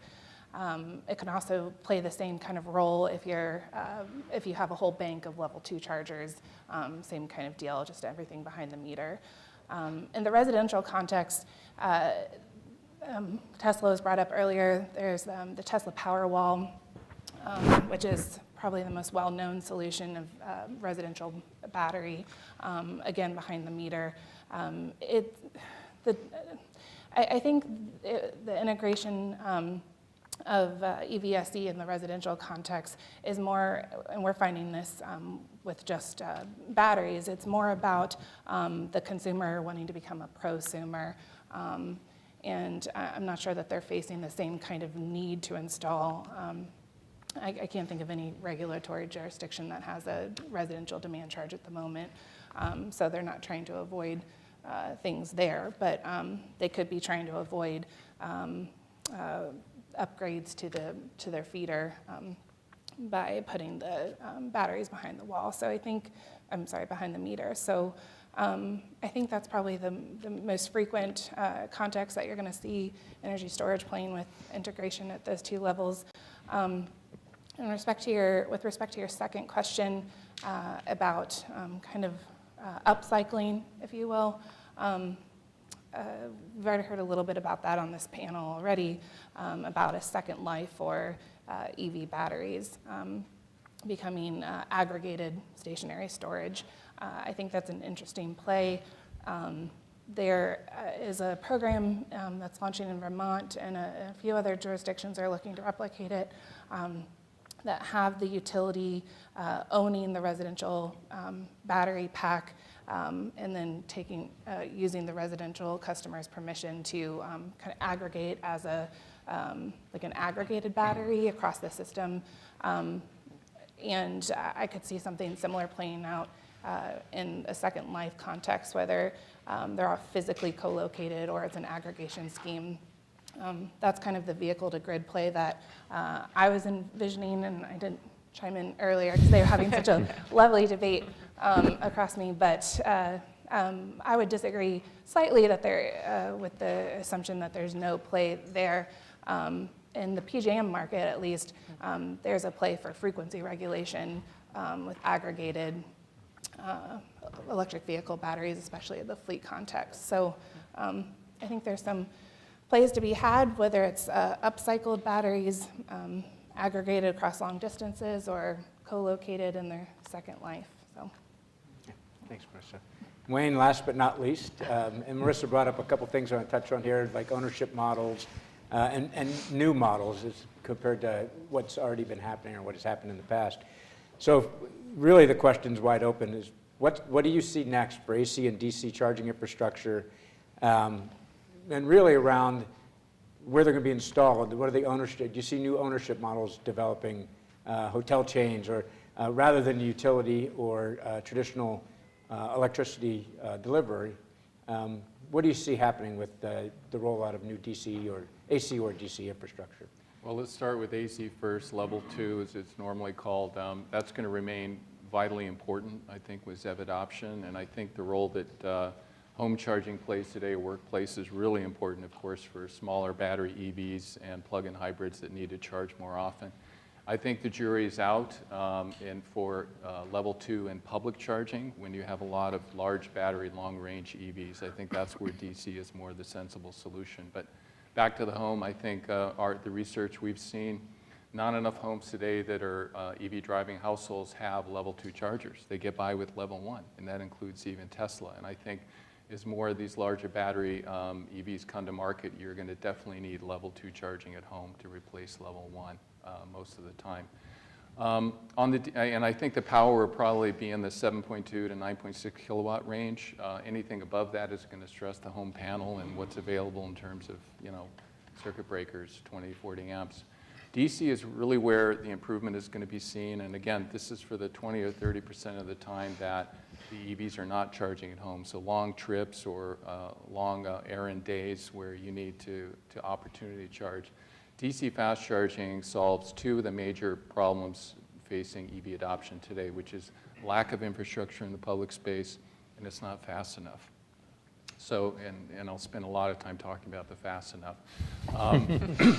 The new designs that we've debuted, they're kiosk-style chargers. Up till now have been more industrial refrigerator looking, where everything that makes it work is in the box. It's harder to service. Aesthetically, they're not much to talk about. So the new designs, the charging literally becomes a dispenser. It's the charging cables, an HMI screen, and maybe a coolant unit for the cooled cable that I'll touch on. The electronic guts are located in an equipment pad, and it's easier to service, easier to upgrade the charger. But most importantly, you can take that charger now and make it beautiful. And that's what we've tried to do, because a lot of folks today, there are chargers out there in the public space, but they don't see them. They drive right past them, and they continue to say there's not enough chargers out there. That's because they don't see them. So an 8-foot-tall charger with bold LED lighting and a really nice HMI experience will go a long way to fixing that. Next up is power. So today's DC fast charging standard is really 50 kilowatts. With the Audi coming to market and others, 150 kilowatts will be the new standard, and that's above what even Tesla has today. And our chargers are actually able to deliver 350 kilowatts in our stations right now, and that's for the upcoming Porsche at the end of next year. So 350 kilowatts of power will deliver 20 miles of range per minute of charge, which is staggering. Today, a 50 kilowatt charger will provide about 3 miles of range per minute. So you can see that we're quickly approaching gasoline refueling speeds, and it changes the whole refueling model, quite frankly, where you don't have to sit and wait for your EV to charge anymore. You can do something else, and I'll come back to that. In fact, our chargers right now are future-proofed for, right now we'll go to 1,000 volts at 350 amps. We're going to future-proof next year for 1,000 volts at 500 amps, which is a half a megawatt of power, which is staggering. And I think Kellen and the utilities would love to have that kind of load. The big factor with that is, and this will be really interesting for the CDA, is what is a liquid-cooled cable. So this is fundamental to our chargers. So normally delivering that kind of current, you would need a cable about that thick. It would be too heavy and it wouldn't bend. So the consumer experience for charging would not be much to talk about. So what we do with liquid cooling is we can bring down the cable size. It's actually about the thickness of a 50 kilowatt cable today, and pump up to 500 amps through that. So we just got a Popular Science Best of What's New award for 2018 just based on that technology. But that's still a 12-foot cable. So the consumer experience at the charger is really important too. So we have 2 dispensers per charger, so depending on where your charge port is on the vehicle, the cable can easily get to you because it's limited to 12 feet in length, again, for ease of handling. The other area of innovation is the HMI screen. So now it is 4-color, it's 15 inches. It tells you clearly what to do, what prices you'll pay. It tells you to plug in first, by the way, which is in preparation for a future standard coming for DC fast charging, which is called plug and charge, where literally plug the charger in, it knows you and your vehicle and what charging account you have. So that's going to go a long way to improve adoption there. So overall, I would say the evolution in terms of where these chargers are going to be are where people shop and dine and otherwise park today. It's not a gasoline refueling model, although that gasoline stations and convenience stores will benefit from this, and we're already working with some. I think the real revolution is the Walmarts of the country, Simon Properties, other restaurants. We even have what is called a mom and pop category, where it's one-off site hosts that happen to suit where we want a charging site to be. And so we just lit up a site in the National Corvette Museum, of all places, in Kentucky. So they look at it as, gee, we have all these people traveling by on the highway. They want to stop for 20 or 30 minutes, perfect chance to see the museum and get a charge while they're at it. So a lot of opportunities there for site hosts, and I don't think any one site host is going to dominate the category. I think, again, you need to have these chargers in the places where people go to refuel versus going to a place and waiting for your car to refuel. Thanks, Wayne. It's certainly exciting, especially the new technology, and congratulations on the award. So I spent enough time asking questions, and we're coming closer to the end, so I want to open it up to the audience if we have any questions out there for any of our panelists. And we have a microphone, so please wait until the microphone comes around.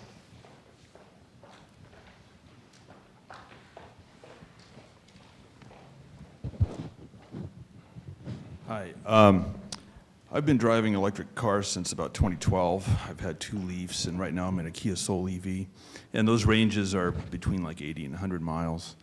And Electrify America is very exciting because, in essence, it's making the supercharger network for the rest of us. And I knew it was only a matter of time before Walmart would discover DC fast charging, because you can make money not necessarily by selling electricity, but by occupying the driver's time while they're charging. And I've been monitoring the site performance on PlugShare, which is a crowdsourced app that people can use to give feedback on chargers and where things are located. It's agnostic as far as network. And so a lot of the stations are I mean, it's still early days. I mean, a large fraction of them are positive, but sometimes, I mean, there's kind of growing pains, like the swipe, the credit card swipe is not working properly, or they have to try 2 or 3 times. So I would suggest monitoring consumer performance on PlugShare. And my question is, the sites are, well, first of all, you said for 10 years EA is going to be running the network and the software. Could that then be off-sourced, like after 10 years, like sold off as a separate, to a separate kind of networking company?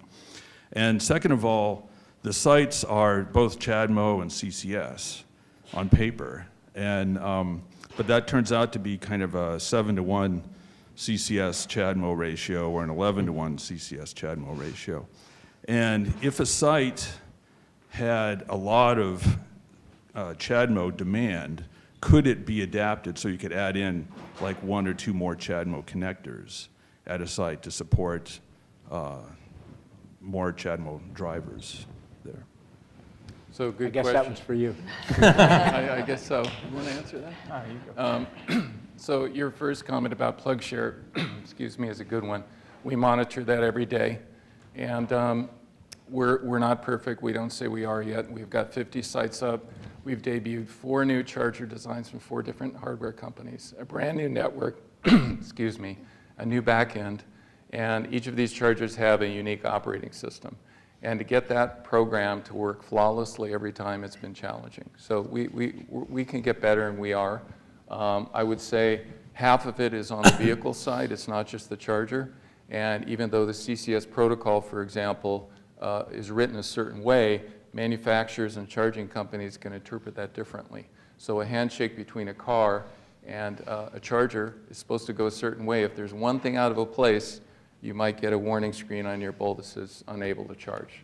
So those things we're trying to work on too, directly with the car companies. And again, we're not pointing fingers, we're just trying to fix this so everyone benefits.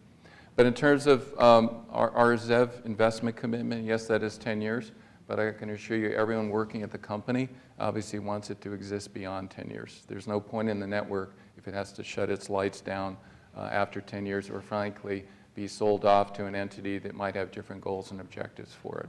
So I think for now, the safe bet is that Volkswagen Group will continue to own and manage and run the network after 10 years. There could be some bifurcation of ownership, who knows? We'll see how that goes. You know, that's a long time from now. But I think everyone that's working there shares the passion that this is a one-shot deal to get this right, and let's not blow it, you know? And then finally on, I'm sorry, the second question was? CHAdeMO, yeah. So we've started with one CHAdeMO dispenser per site for now. We kind of want to monitor to see how things go. We can certainly add more CHAdeMO chargers at our sites. We've had discussions with all the car companies that are bringing CHAdeMO to market, and I still think there's a question mark outside of Nissan as to how long that standard will prevail. It's certainly in a robust one up today, and there are a lot of Nissan Leafs in operation, so we'll continue to support them very closely. But we can easily change depending on what market share trends are happening or driver feedback we're getting. If one is not enough, then we need to look at adding there. So.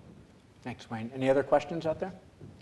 Oh, I apologize. This is, for those that are here that don't realize this, we're also live streaming this event. So we've got actually some questions from our live stream feed. I thought I'd just propose one for the audience that's online, and then we can go to you next, Daniel. So I am speaking on behalf of Sienna Seal. The question she has for the panel, she hasn't directed it toward anyone, is how long do you think it'll take to get the infrastructure for charging up and running, and what would that take on the electrical professional side? So this might be more of from a global side. Does anyone want to answer that question? Maybe Darren or Kellen? Or Well, I can start. I mean, we did some analysis with our Cycle 1 investment that even with $500 million spent, that in the 49 EPA states, we were going to bring down the charging needs outside the home only by 10 or 15%, which is staggering. You would think with that kind of funding, you would close the gap a lot more. So that's definitely an opportunity that more public and private investment needs to take place with charging infrastructure for things to really take hold. But again, you need to come back to that 20 to 30% that's happening outside the home. Most people don't know you can charge at home, or in some cases, your multi-unit dwelling. So, but it's going to take years for this to be, the gap to be closed. But I think as long as there's enough chargers out there to be seen, drivers or would-be drivers will gain confidence that, you know, I can get an EV and I'll be fine. And just to pick up on that quickly, I think there are lots of different types of charging stations. That's what's cool about EVs, or one of the cool things. It's not just a gas station model. You can charge at home, you can charge at work, you can charge while you're shopping. And these all have different use cases and different equipment requirements, frankly. And so, you know, when our forecast, we talked about that 18 million EVs by 2030.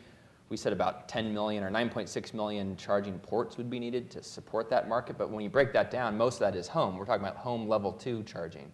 And so getting that installed is a very different proposition than adding, you know, 10 EA stalls at a Walmart, right? And in terms of the workforce need, those are also very different too. I think in some of the states that our folks are operating in, I think the labor community really likes some of this investment that they see coming, because that could be some of work for them. But in the home, it may be standard electricians and things, right? So the different kind of workforce needs depending on what you are trying to get installed. But I think the big picture that Wayne mentioned is, yes, there's a big gap here. There's room for lots of players here. You know, Electrify America has $2 billion to spend over 10 years. Our companies are committed to spending over $1 billion in terms of regulatory approved programs, but we see even another $1 billion pending.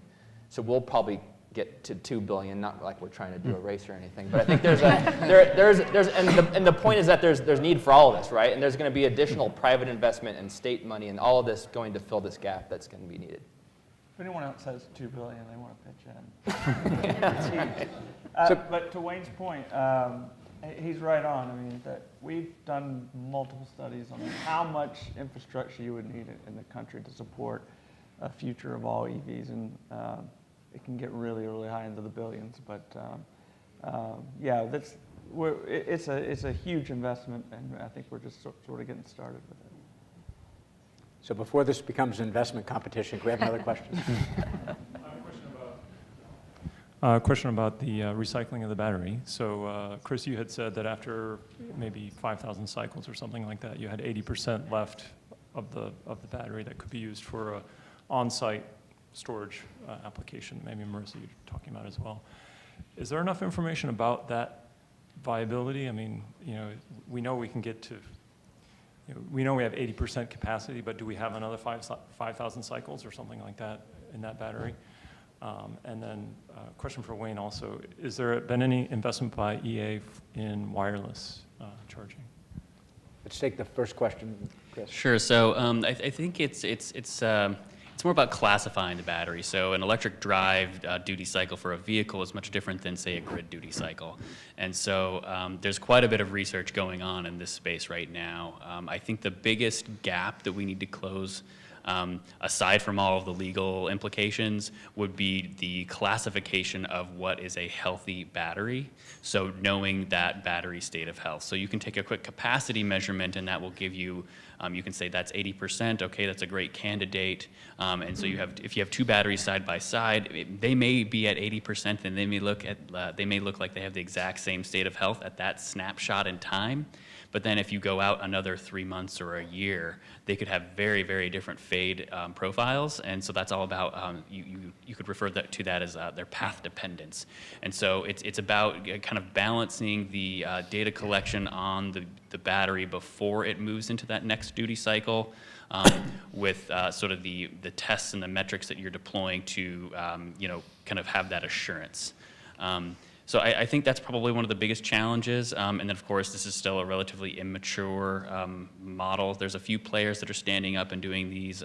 Obviously, the OEMs that have been in the BEV game have a lot larger kind of reserve of these batteries, and they're sort of the first to market on this. But as the battery technology improves, it's typically an 8 or 10 year warranty and 100,000 miles or something like that. It kind of varies by manufacturer, but that is built into the reserve of the battery, so I'm not really that concerned about the battery's capability while it's in the vehicle. It's really sort of the other side and what it will be used for, and so there's going to have to be some sort of grading.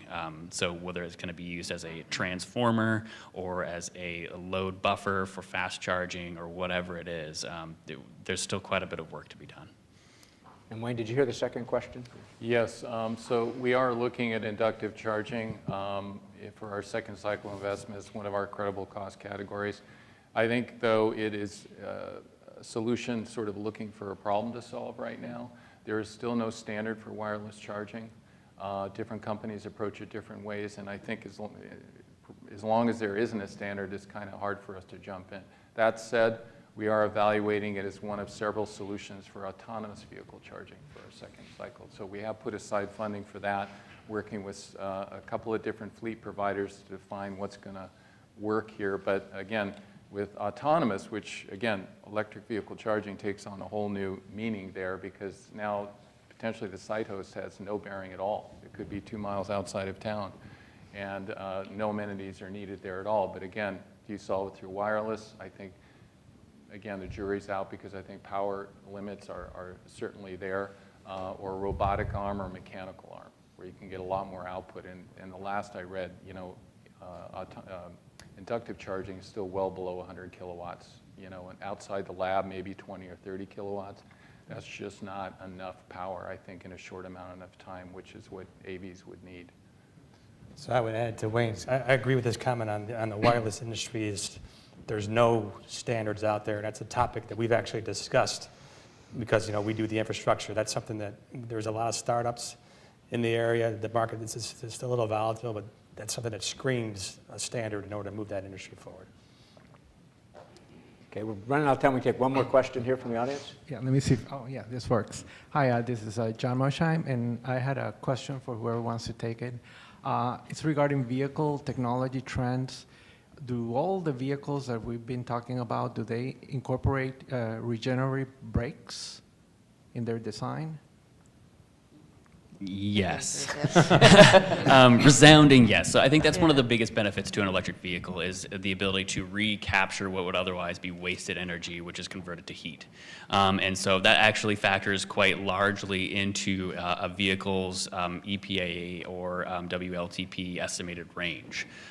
Because those duty cycles have, there's a city, there's a highway, and then there's mixed cycles, and so there's acceleration, decelerations, and as well as simulated other loads, so you could like an incline or something like that. So yes, regenerative braking is a huge part to an electric vehicle, and what sort of sets it apart from a lot of other vehicles. And I'd say you can look at the technology of the one pedal driving. So you're able to turn up the regenerative braking so high that you really never have to touch the brake pedal. So you're just modulating how far you're pressing the accelerator, and as you lift off, it will then start to regeneratively brake and recoup that energy and slow you down and bring you even to a full stop. So yeah, it's a pretty it's quite stark when you get into a vehicle if you've never driven one like that, and then when you get into your standard internal combustion engine vehicle and you let off the accelerator and you're sitting there wondering what happened, why am I not slowing down, what's going on? So yeah. I can attest that actually does, as a real thing, because I've got a BMW i3 and they've got pretty strong regen, and you just don't brake anymore, and then you get in your other car, like, oh yeah.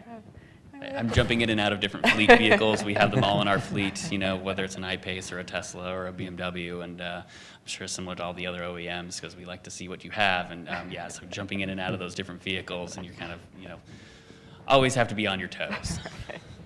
Well, you had me at yes, and then you proceeded to scare me. So with that, I'd like to thank all of our panelists here for sharing their experience and their vast knowledge with us. I thought this was great. And then I'm going to turn it over to Zuleika to come up and close the session. So thank you.